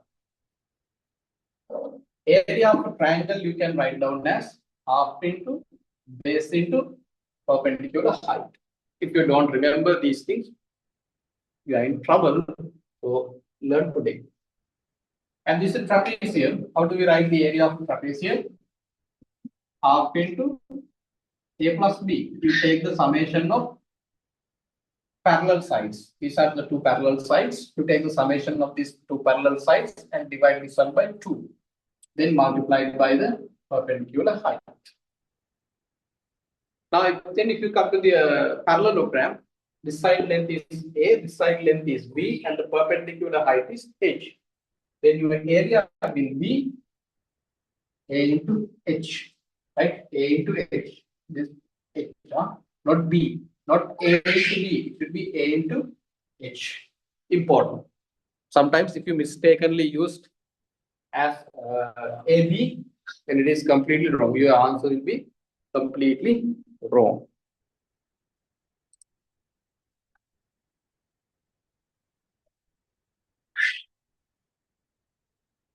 Okay. Right? Good. Hope we are good. Can I erase? Okay, I will erase the first part. But if you get missed, you can go back and check. Okay, fine. The next one is volume of geometric solid bodies, volume of solid bodies. We'll say area and volume. Okay, area and volume. We will write both. This is also very, very important. The second one is area and volume of solid bodies. Area and volume of solid bodies. Right. This one I know sometimes you may also get trouble, okay? Because I know you might have completely forgotten all what you have learned in O-levels, okay? Just try to write down by yourself, okay? Check whether you can remember or not. First one is a sphere, right? This is a solid sphere. You have to, the radius of the solid sphere is simple r. Try to write down the surface area of this one as well as volume of this one. And next one is you have a hemisphere, a solid hemisphere of radius simple r. So you have to write down the total surface area and volume of the hemisphere.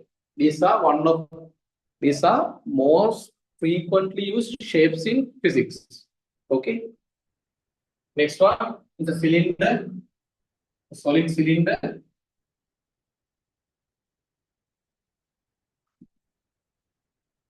The radius of the cylinder is simple r and perpendicular height of the cylinder is simple h.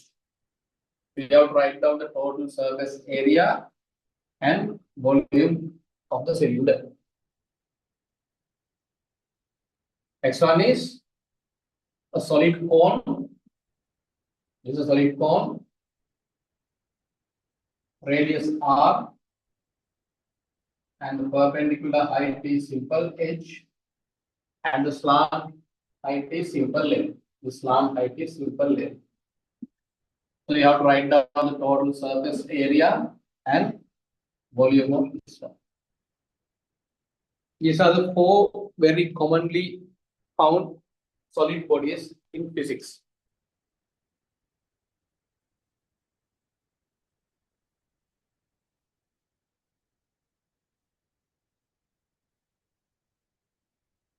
Right. Try by yourself.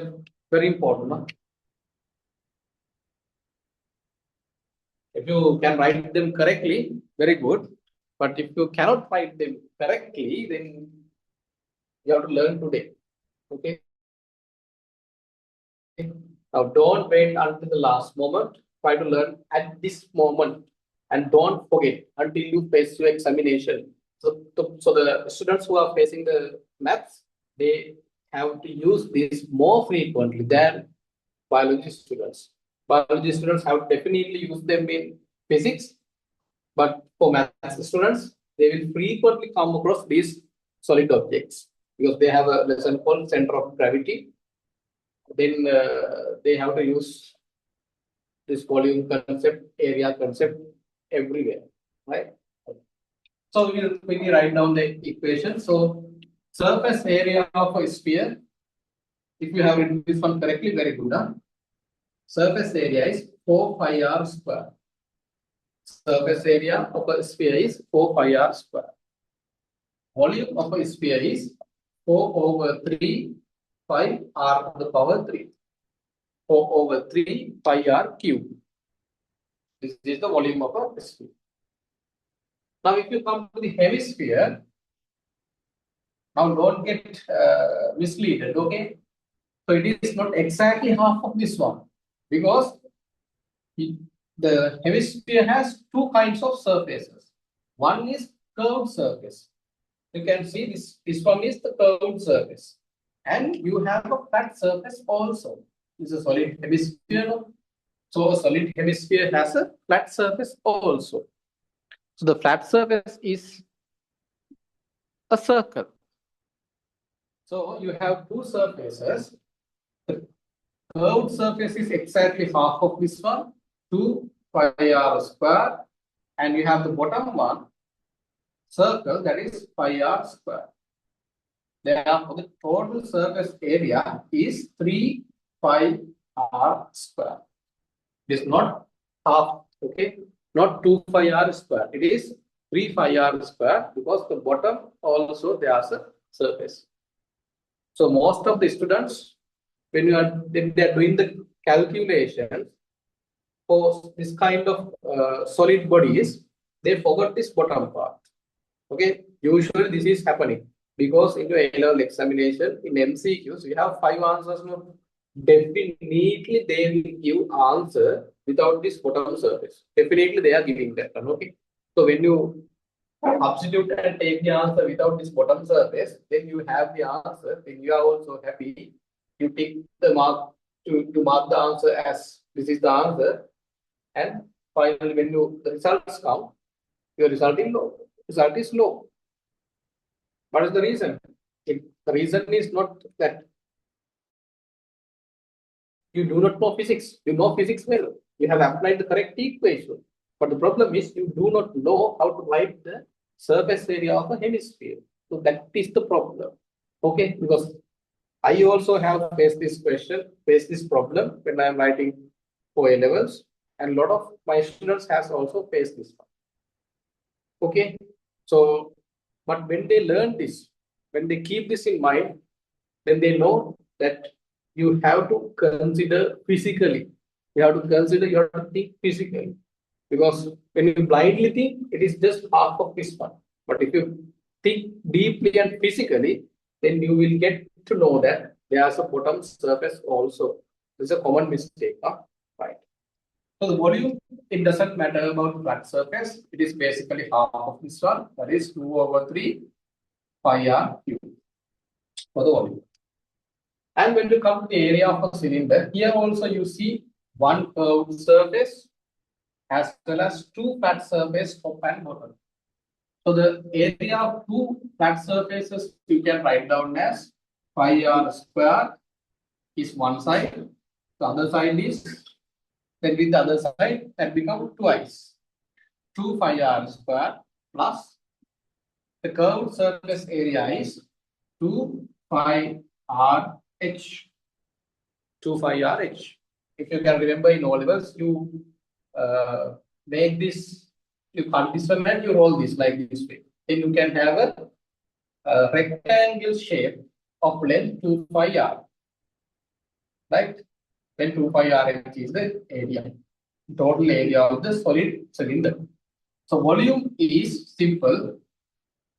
Area is pi r square and the height is simple h. So the volume of the cylinder is written as surface area of the bottom pi r square multiplied by the perpendicular height. So that is h. Now when you come to the cone shape, so what is the total surface area of the cone? The total surface area is you have a curved surface as well as a flat surface. Now you know that flat surface area is pi r square. The curved surface area is, how do we write? Pi r l. If someone can remember, very good. Huh? The curved surface, this part, this curved surface area is written as pi r l. Bottom surface is circle, so it is written as pi r square. Right. So the volume of the cone is written as 1/3 of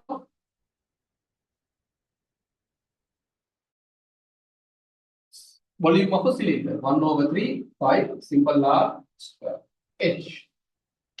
So in all levels, if you can remember, they have drawn the diagram that cone is placed inside the cylinder like that way. If you can remember, in our syllabus, it was drawn like that.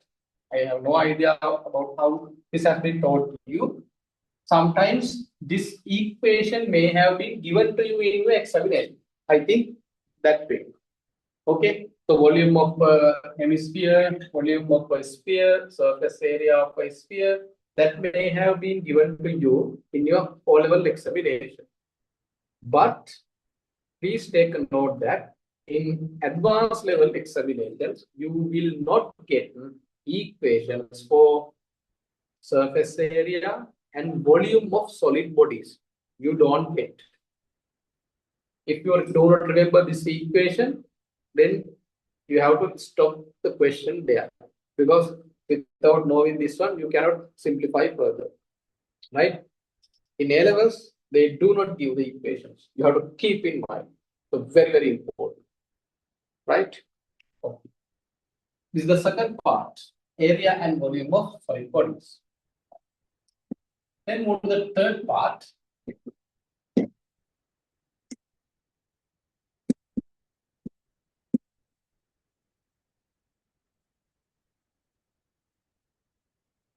Third part.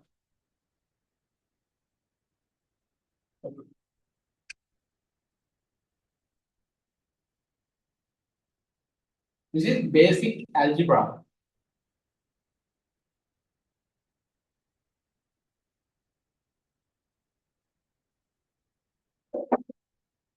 You have to know the basic algebra, basically the simplifications. Okay, basic algebra means the simplifications, the most basic simplification.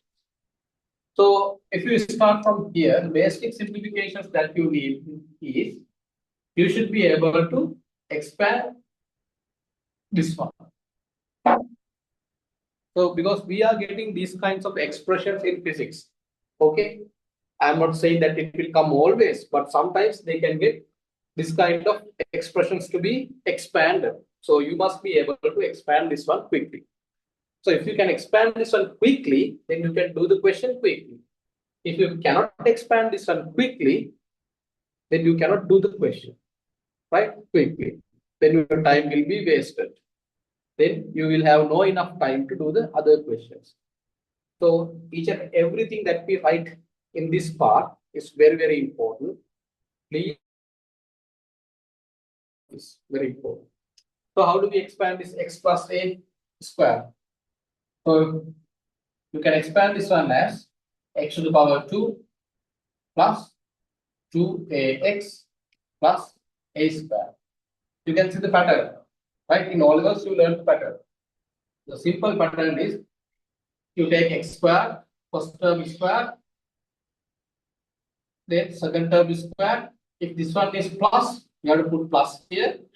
Then 2ax, 2 times x into a, and if this one is minus, you put minus here.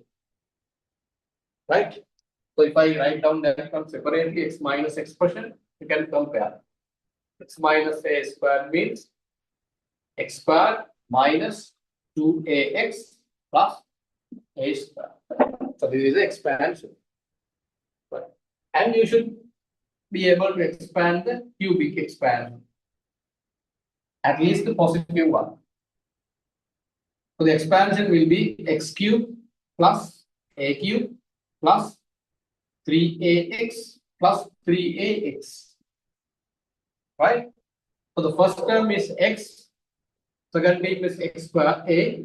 So we have to put square here. Square. Right? This is the expansion. X to the power 3, a to the power 3. Yeah. Then 3ax written. Then first you have x, then you put x to the power 2. Then you have a, and you put a to the power 2. So this is the simple expansion. So you can, it's an easy way to remember. It's an easy way to remember. Right? Okay.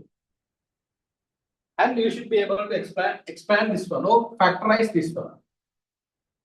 X to the power 2 minus a to the power 2. X square minus a square. We say this one as a difference of 2 squares. If you can remember, difference of 2 squares. So you can write down this one as x plus a, x minus a. So this simplification is very important. X squared minus a squared, you can always write as x plus a and x minus a. So if you don't remember, it's fine. It's okay. But you write down them clearly, okay? You have to write down these things clearly. Then you have to do some simplification. You put some value to x, you should put some value to a, then try to simplify. Okay, you have to do it by yourself. Then you take some examples here, then you try to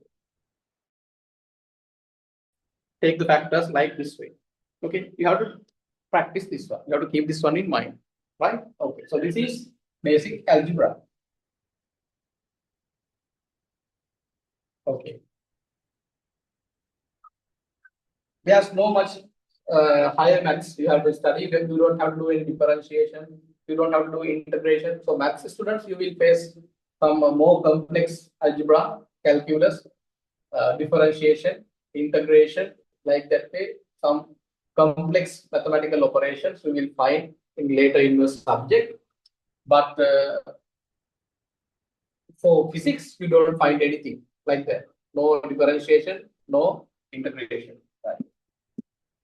So we'll move to the next part, fourth part.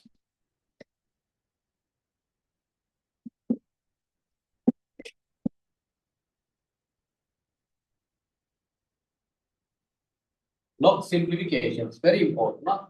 Log simplification.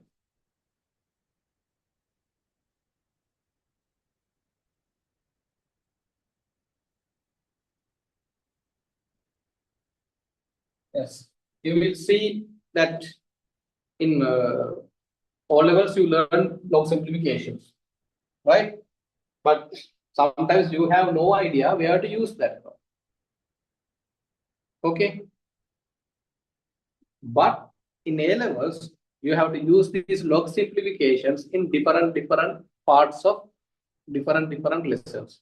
Okay, so I can remember 3 places where the log simplifications has been applied in physics. So there are 3 lessons that you will come across log simplification. And when you come to number simplifications, you know that multiplication of decimal numbers, multiplication of very large numbers, division of large numbers, division of decimal numbers is a complex process. So you can use log simplifications to easily simplify numerical values, right? So in chemistry, you will learn that one, however, but in physics, we will learn how to do the numerical calculations in later part of the lesson. I will not focusing on the numerical simplifications here. I am just focusing on the theories of log simplification. So first one is, if you can remember, log a plus b. If you have something like that, I will put the base as x. Base is x.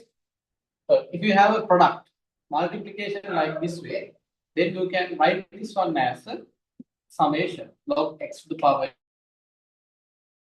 a plus log x to the power b. So any multiplication you can write as a summation. So a division log x a divided by b, you can write down as a log x a minus log xb, right? So any division inside the logarithm, you can write down as a subtraction. That is very important, right? And if you have some power like this way, log x a to the base b, so you can take this this power b in front of the logarithmic mark. B log x to the power. So very important relationship. You can take the power here to the front of the log. Very important relationship. We have to use this one frequently. And if you have something like that, log x to the power a is equal to b, then how do we convert this one into the indices format? This is the logarithmic format. Then how do you convert this one to the indices format? Format conversion that we have to know. So here base is x, power is b, the number is a. So this one will be a is equal to x to the power b. This is the indices format. This is the logarithmic format. So you should be able to convert any logarithmic format to the indices format whenever necessary. Right? And again, the reverse process, you should be able to convert any indices format to a logarithmic format quickly. You should be able to do the conversion. Right? You have the logarithmic format, then you should be able to convert this to the indices format. So this is the fourth part that you must remember. Okay. Right. Then we will move to the fifth part.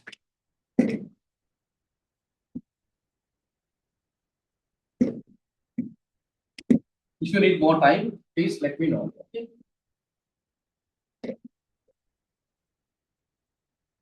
Fifth part,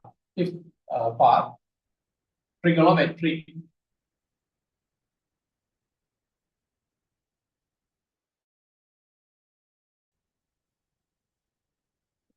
Trigonometry. So trigonometry is one of the most important parts for maths as well as for physics. Okay, you have to, throughout your syllabus, you have to use this trigonometry. Right? Okay, we will go one by one. What are the things that we need to remember? So the fundamental principle of trigonometry is the Pythagoras principle. So if I quickly take you through the Pythagoras principle, I know everybody knows this one. It's very simple.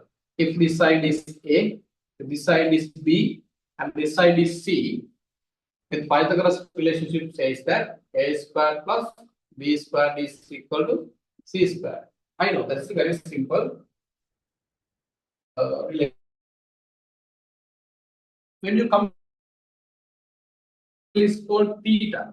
If I label this angle as theta, a Greek symbol again, so you should be able to write down sine theta. Sine theta is the trigonometric ratio. So sine theta is, if you can remember, the opposite side divided by the hypotenuse. So the opposite side to the angle is B, and B divided by C. Then cos theta is adjacent side divided by the hypotenuse, that is A over C. Then tan theta is the other trigonometric ratio, that is opposite side divided by the adjacent side, D over A. Right. And from this one, you can tell that by combining these three, you can tell that tan theta is equal to what? B over A. So if you divide sine theta by cos theta, you will get the same trigonometric ratio. Therefore, sine theta divided by cos theta is equal to tan theta. So these are basic principles of trigonometry. Okay. Then that's very interesting thing. If you go to this equation and if you divide each and every term by c square, you will find a very interesting relationship. Okay, I will divide each term by c square. A square divided by c square plus b square divided by c square equals c square divided by c square. This is not a very complex simplification, very simple one. So you divide each term by c square. So you have a square, c square. Square is common to both. Therefore, you can write down a over c square. Plus, here also, square is common for both. And here c square divided by c square is equal to 1. Now, a over c is equal to what? If you go to here, trigonometric ratios, a divided by c is cos theta. So this one should be cos square theta. Or cos theta whole thing square plus b over c means sine theta. Sine theta whole thing square is equal to 1. Right. Now, in trigonometry, when we are writing the square term of a trigonometric ratio, we follow this format. We do not put like that way, okay? When you have the all the thing square, when you expand in the bracket, you must write it like this. Cos square theta, right? This is from, okay? Cos theta square. This one and this one are two completely different values. This will be two different values. This one means take the cos value of theta square. This one says take the square of cos theta. Okay, so we have to write down correctly. So what we have here is take the square of cos theta. Therefore, you have to write down in this form. Do not put this square term here. That is completely wrong. Cos square theta plus sin square theta equals to 1. So this is a very important trigonometric relationship. If you consider a single angle and if you take the square of cos value and the square of the sine value of the same angle, then you will get the answer as 1. For an example, if you take sine square 30 plus 30 degrees plus cos square 30 degrees, answer is 1. Because we have the same angle here, sine square, cos square. Therefore, the summation of these two must be equal to 1. So this relationship helps you to simplify that you come across in physics. Okay, so it is important to keep this relationship in mind. So it is not that difficult. It has been derived from the Pythagoras relationship. Okay. This is the first part of the trigonometry.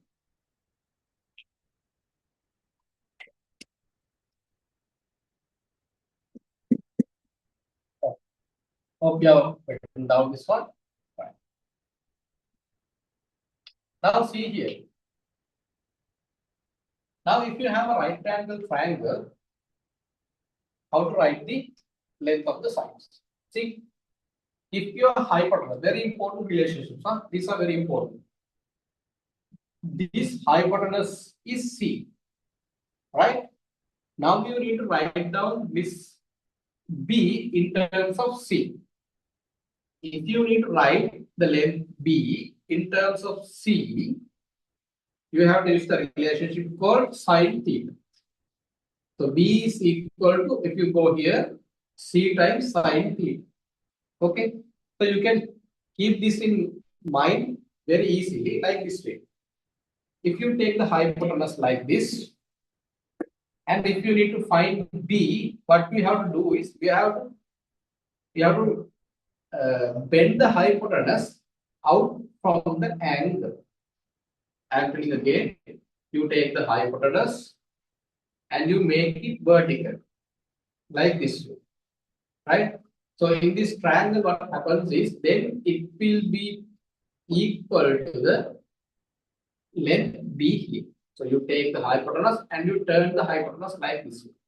So when you are moving away from the angle, we are moving the hypotenuse away from the angle, you call it sine. Therefore, you can easily write this one as length of the hypotenuse and moving away from the angle, C sine theta. Perfectly matching here.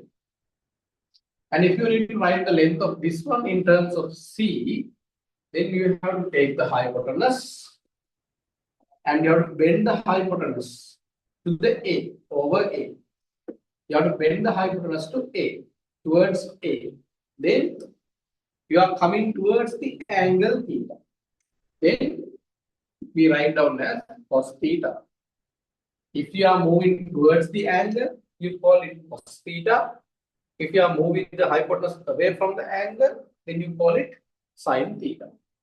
So this representation is very important when you need to write down the length of the triangle, length of sides of a triangle, very important. When you are moving away from the angle, you can put sine. When you are moving towards angle, you can put cos. Right. Okay. Then we have a table.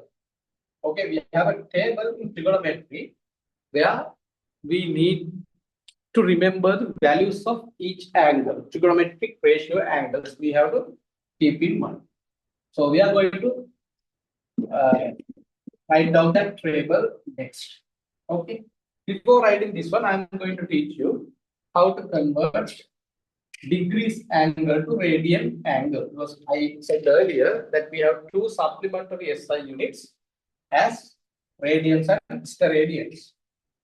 So the plane angle is measured in radians. I said basically we are using degrees, but when we are doing the simplifications, you cannot use degrees. You have to use radians to measure the angles. So we need to convert the degrees angle to radian angle. So let's see how to convert this one. So the basic principle of conversion is, the important relationship is 180 degrees is considered as 180 degrees is considered as 5 radians. This 5 means the normal 5 that you know, 22/7. Right? 180 degrees is called 5. This is the relationship in radians. This is in radians. Okay. This is in radians. 180 degrees is equal to 5 radians. Now tell me, what will be 90 degrees? 90 degrees will be the half of 180 is 90. No? Therefore, half of 5 will be 90. 5/2. What will be the value of 60? So 1/3 of 180 is 60. Therefore, 1/3 of 5 will be 60. 5/3. 30. 5/6. If you go to 360, it is 2 times 180. That will be 25. If you go to 270, how much? You see, 270 means 90 times 3, right? Therefore, you have 5/t, 5/2 is equal to 90. Therefore, 230 will be 3/5/2. So when you know this relationship, it's very easy to convert radians into 5. Sorry, degrees into radians. As well as you can convert radians into degrees easily when you have this relationship. The relationship is 180 degrees is equal to 5 radians. 180 degrees is equal to 5 radians. So that is the fundamental relationship between radians and degrees.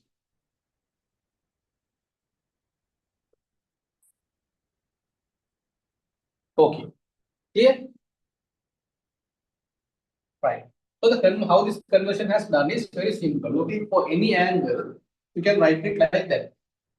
So it is said that 180 degrees means 5. Right? Then any decrease value,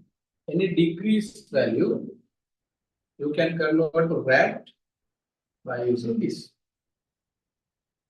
Any radian value is equal to 180 degrees means 5.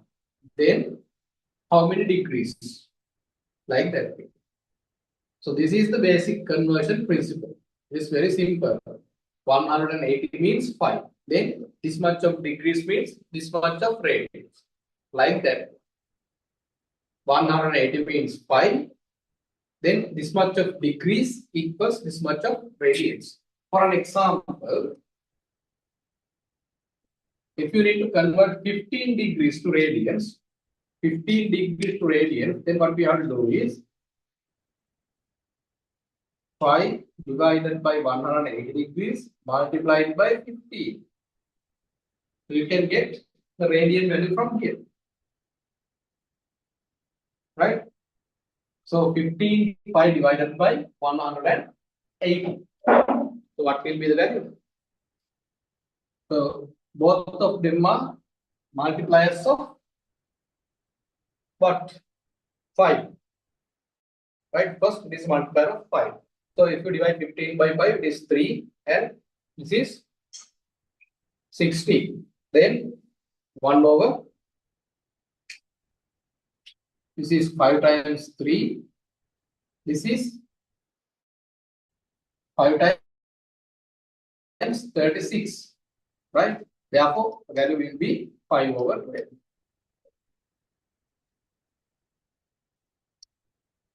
Right? Like that, you can convert any angle, any degrees angle to radians very easy by using this relationship. So you can highlight this relationship first, and you highlight the basic fundamental relationship. Then, if somebody needs that, it has an equation. So this is the equation. If someone needs the equation of conversion, so this is the conversion equation. Any degrees value you can convert to 5 radians by using this formula. 5 divided by 180 degrees multiplied by degrees value. Then you will get the radian value. And the vice versa, you can do with the same equation.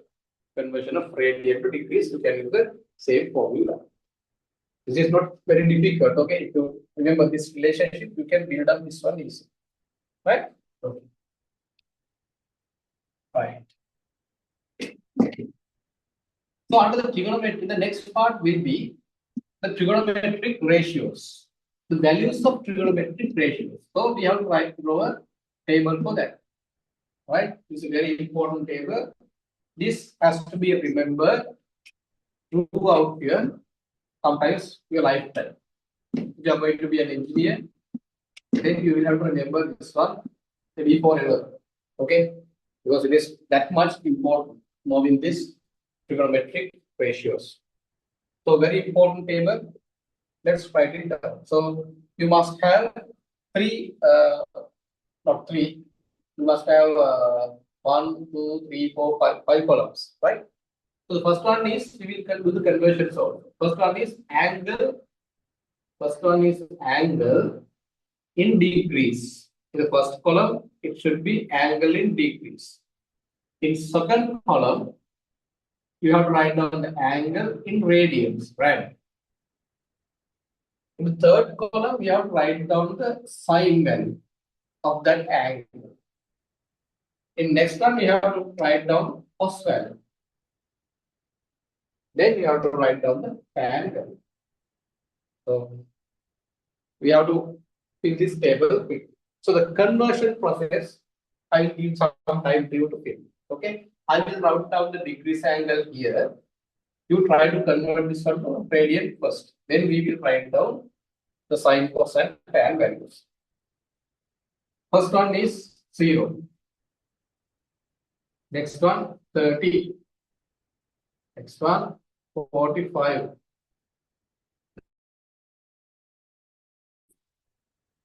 90. 180.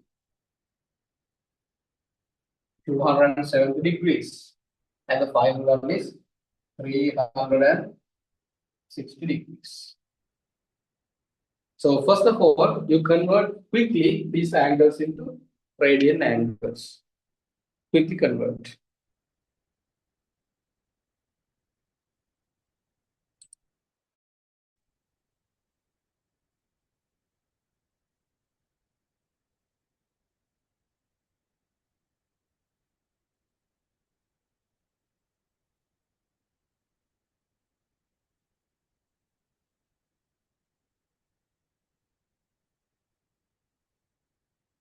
Okay.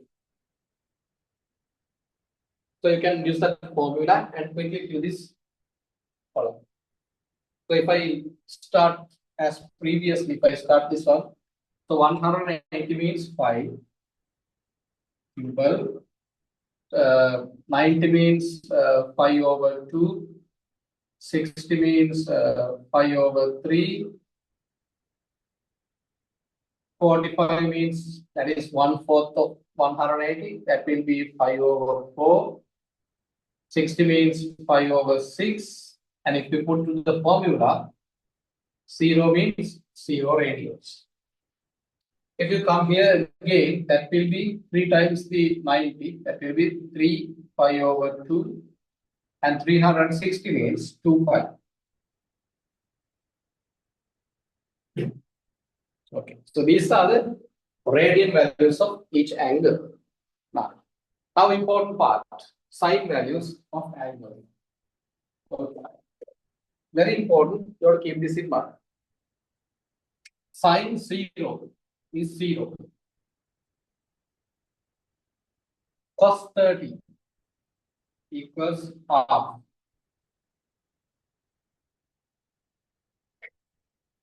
Cos 45, that is 1 over root 2. Cos 60, root 3 over 2.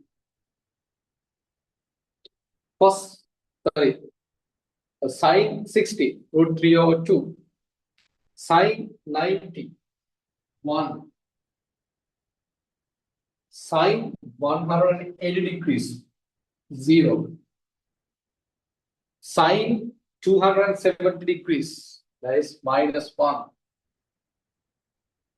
Sine 25 or sine 360, that is also same as 0. So the sine values you need to remember. Then when we go to the cos values, cos 0, 1. Cos 60, cos 30 and sine 60 are interchanged. Therefore, cos 30 is equal to root 3 over 2. The square root of 3 divided by 2.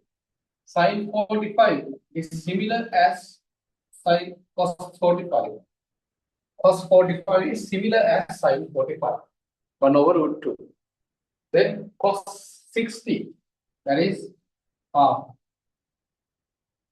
Cos 90, 0. Cos 180 degrees, minus 1. 0 is plus 1. 180 degrees is minus 1. 270 multipliers of 90 will be 0. And cos 260. Cos 260 means full cycle. Full cycle means again it becomes plus 1. Then you can easily find the tan values. You can find tan values. Tan is sine divided by cos. So sine 0 divided by 1. What will be the value? So there are special mathematical relationships. Okay, right? So 0 divided by any number will be equal to 0. These are special mathematical relationships. 0 divided by 1 or any number will be 0. 0 divided by any number will be 0. Then 1 divided by 0 will be infinity. Right? This is very important relationships. You can write down inside. Okay, inside of the not this tan. Do not write in the tan column. You write it separately under the table. You can write this down. Special mathematical relationships. 0 divided by 1 or anything. Okay, 1 means anything you can take, any number, 10, 20, any number. 0 divided by anything will be always 0. 1 divided by 0 or any value divided by 0 will be always infinity. Then 1 over infinity, 1 divided by infinity will be 0. 1 divided by infinity will be 0. If any value is divided by 0, so infinity, you will get 0. If any value is divided by 0, you will get infinity. If 0 is divided by any value, value is 0. Right? So these relationships important. Right? Okay. Now, if you go here, 0 tan means sine divided by cos. Then you have to take this value and divide by this value. 0 divided by 1 means 0. Right? 0 divided by 1 means 0. Half divided by root 3 over 2 means, then if you divide, you can get 1 over root 3. You can do the simplification separately, or you can directly do the calculation. Then 1 over root 2 divided by 1 over root 2, that is 1. Then root 3 over 2 divided by 1 over 2 means root 3. Now here we come to a special relationship 1 divided by 0. So from above, from the relationship that I wrote here, 1 divided by 0 means infinity. 1 divided by 0 means infinity. And we have 0 divided by minus 1. So as I explained earlier, if 0 is divided by any number, then what you get is 0. So here it is 0. And you have minus 1 divided by 0. So 1 divided by 0 will give infinity. You have minus sign, therefore you will get minus infinity. Here also 0. 0 divided by 1, then 0 divided by anything is 0. So these are the basic trigonometric relationships. And this is the most important table that you have to keep in your mind. When you are doing physics, you have to keep this in mind. Very important. Right?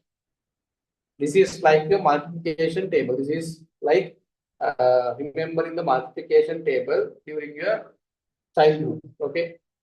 When we are going to grade 6, 7, 8, we have to learn the multiplication table. Right? From 2 by 2 to 12, right?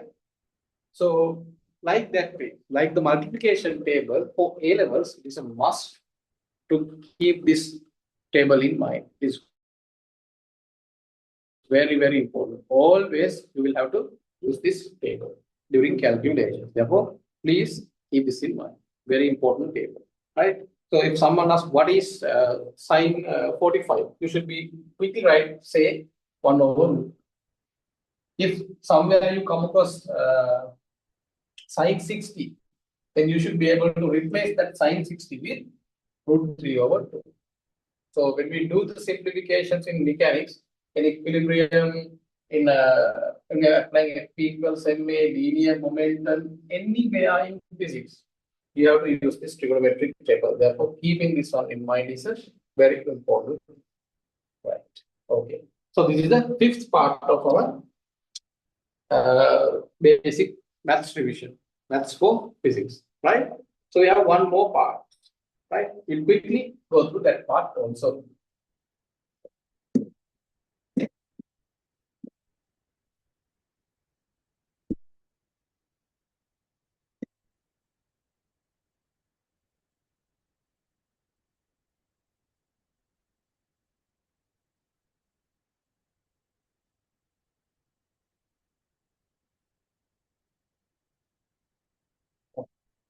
Next one is actually when you have given the equation, you should be able to subject one term.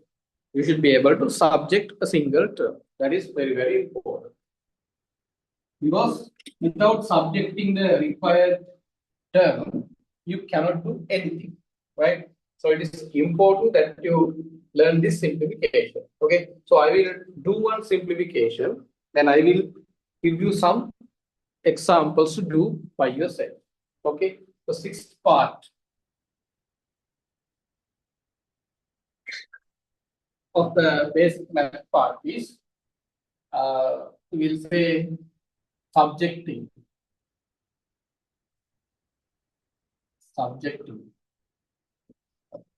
You have to subject single term from a given equation, right? That's what we have to do. So for an example, you will have complex equations in physics. So I will start with a simple one, not with the complex one. So if you take this equation, S equals ut plus half at squared. If I ask you to subject simple a, then you should be able to do it. You have to subject simple a, right? So this is not very complex simplification, but you have to know this one before going to do any other calculation. You should be able to subject the term that you have to find from an equation. So we will see the process, how to do this one, and what are the things that we need to keep in mind. So you have to keep this half at squared first. Then what you have to do is you have to put this ut to the other side. So when you are taking a term to the other side from a equal mark, then what we have to do is, if this is positive in the right hand side, when you take this on the left hand side, it must be put as negative. Therefore, your first step will be s minus ut equal to half at squared. Then you have 2 underneath. You have to remove this part. Therefore, you multiply this one by 2. Then 2 times s minus ut equals at squared. Therefore, you can write down, divide by both sides by t squared, and you get s minus ut divided by t squared is equal to a. Right? Usually, equation is not being written like this, so you have to take the subject part to the left side. Therefore, the correct one is a is equal to 2 times s minus ut divided by t squared. Okay, so you should be able to subject the required term, because when we are getting the questions, we don't get to find the s directly. You have to find something here first. So then we have to put the values and we have to simplify until up to this point. So one way to do the simplification is you first subject the term that you need to find and then substitute here. Or you substitute this equation and then you do the simplification like this and come up to here. So you can use both the relationships, but with this method, the chance of getting incorrect is very, very less if you use this method. Okay, if you use this method to find anything, then the possibility of getting a wrong answer is very less, right? Okay, this is first one. So we will look at another example, much more complex one. We will say capital T is equal to 2 pi L over G square root. So these are basically physics equations that you will come across in the syllabus. This is also one in linear motion, and this is a waves and oscillation. Now, what you have to do is we have to subject the term called simple G. So how to do this one? What can we do? So you have a square root, right? So we will first remove the unnecessary parts. So we will take this one to this side. G divided by 2 pi is equal to L divided by G square root. You have to find G, but G is inside a square root. So what you can do is you can square both sides. So if you square both sides, you get T square divided by 4 pi square equals L over G. Now you can cross multiply. When you are doing the cross multiplication, when you do cross multiplication, I think, so you taking this G to the upper side of the equation, right? Without changing the sign, you can directly take this one to here. Then you can multiply this one to there. lower side to the upper side of the other side. Lower side denominator to the numerator of other side. Denominator to the numerator of other side. Therefore, it will be g times t squared is equal to 4 pi squared a. Therefore, g is equal to 4 pi squared L divided by t squared. So, you subjected the term g. Right? So, likewise, you will get a lot of equations in physics that you will have to subject some single term. Right? So, this is important that you learn how to do this subjecting. So, I will give you a few examples to try by yourself. Okay? Right. Okay. So, we have come to the end of the today's session. So, I will give some miscellaneous exercises to be done. Okay. So, quickly write down exercises. So, try to complete them by yourself, and I encourage you to send the answers to me via WhatsApp. So, then I can actually go through your answers. But then I can understand whether you have done got the concept correctly or not. Right? So, we will give examples only. Okay. Not one. Exercise. So, please quickly write down. So, the first one is I will start with this one.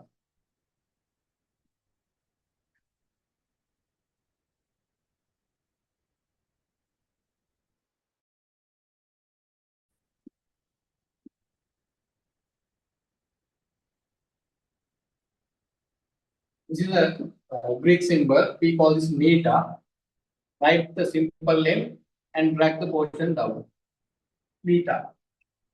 So what we have to do is we have to subject R from here. You have to subject R from here. First one. Subject R.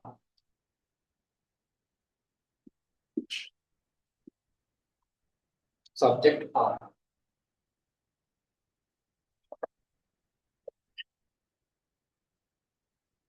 Second one. Second exercise. You have a combined solid like this. So you have a hemisphere of radius simple r and a right cone and a conical shape. A cone and a hemisphere have been connected. So let's say the height of this one is also simple r. Right? So this is a solid object. This is a solid object. We have to find the surface area of this one and the volume of this one. Area and volume of this one. Third one. Third is size.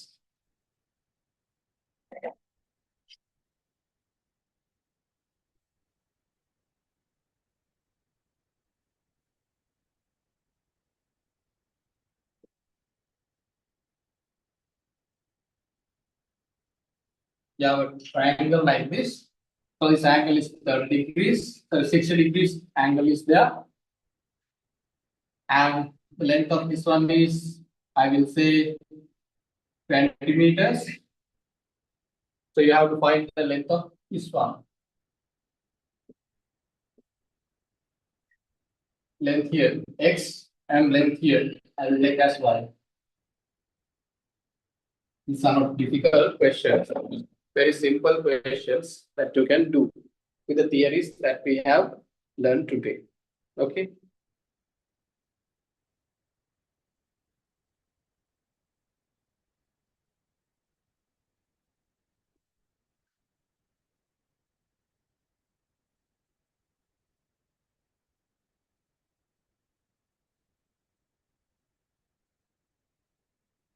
Fourth one.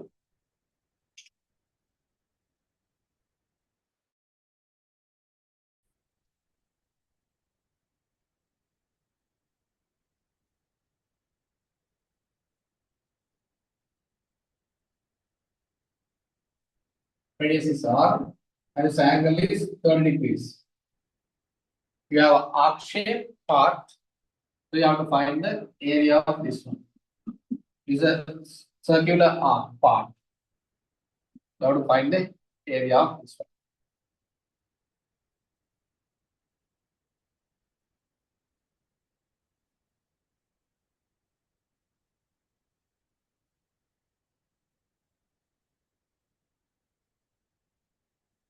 Okay.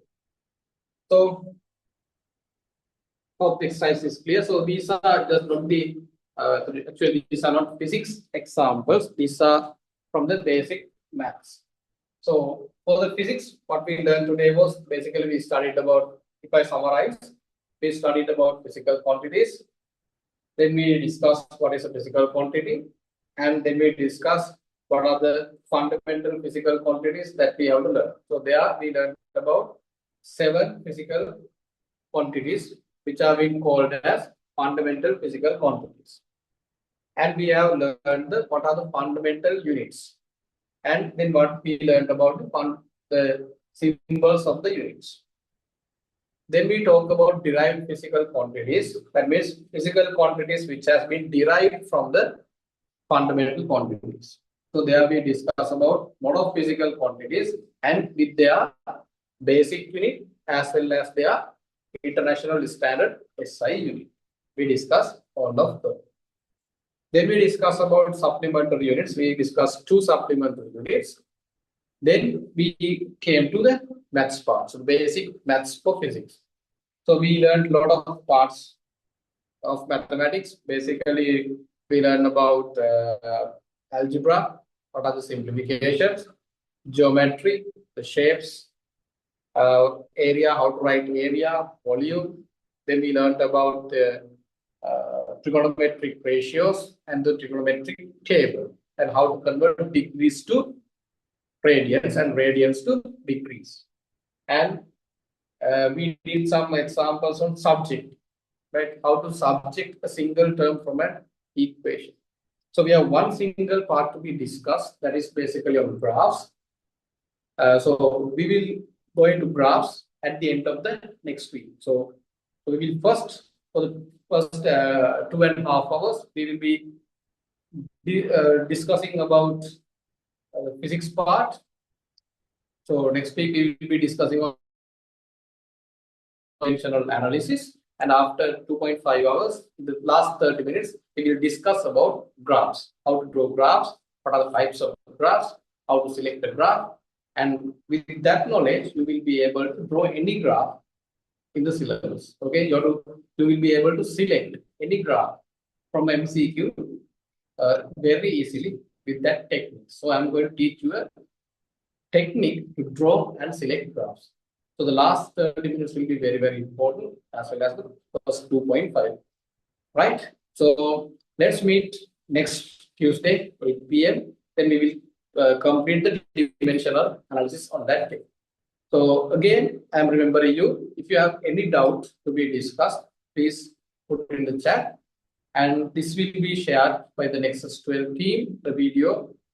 So you can go through again and see if anything is missed to you, you can go there and check on that one also. So thank you very much for joining and have a nice weekend. So work hard and then let's meet on Tuesday.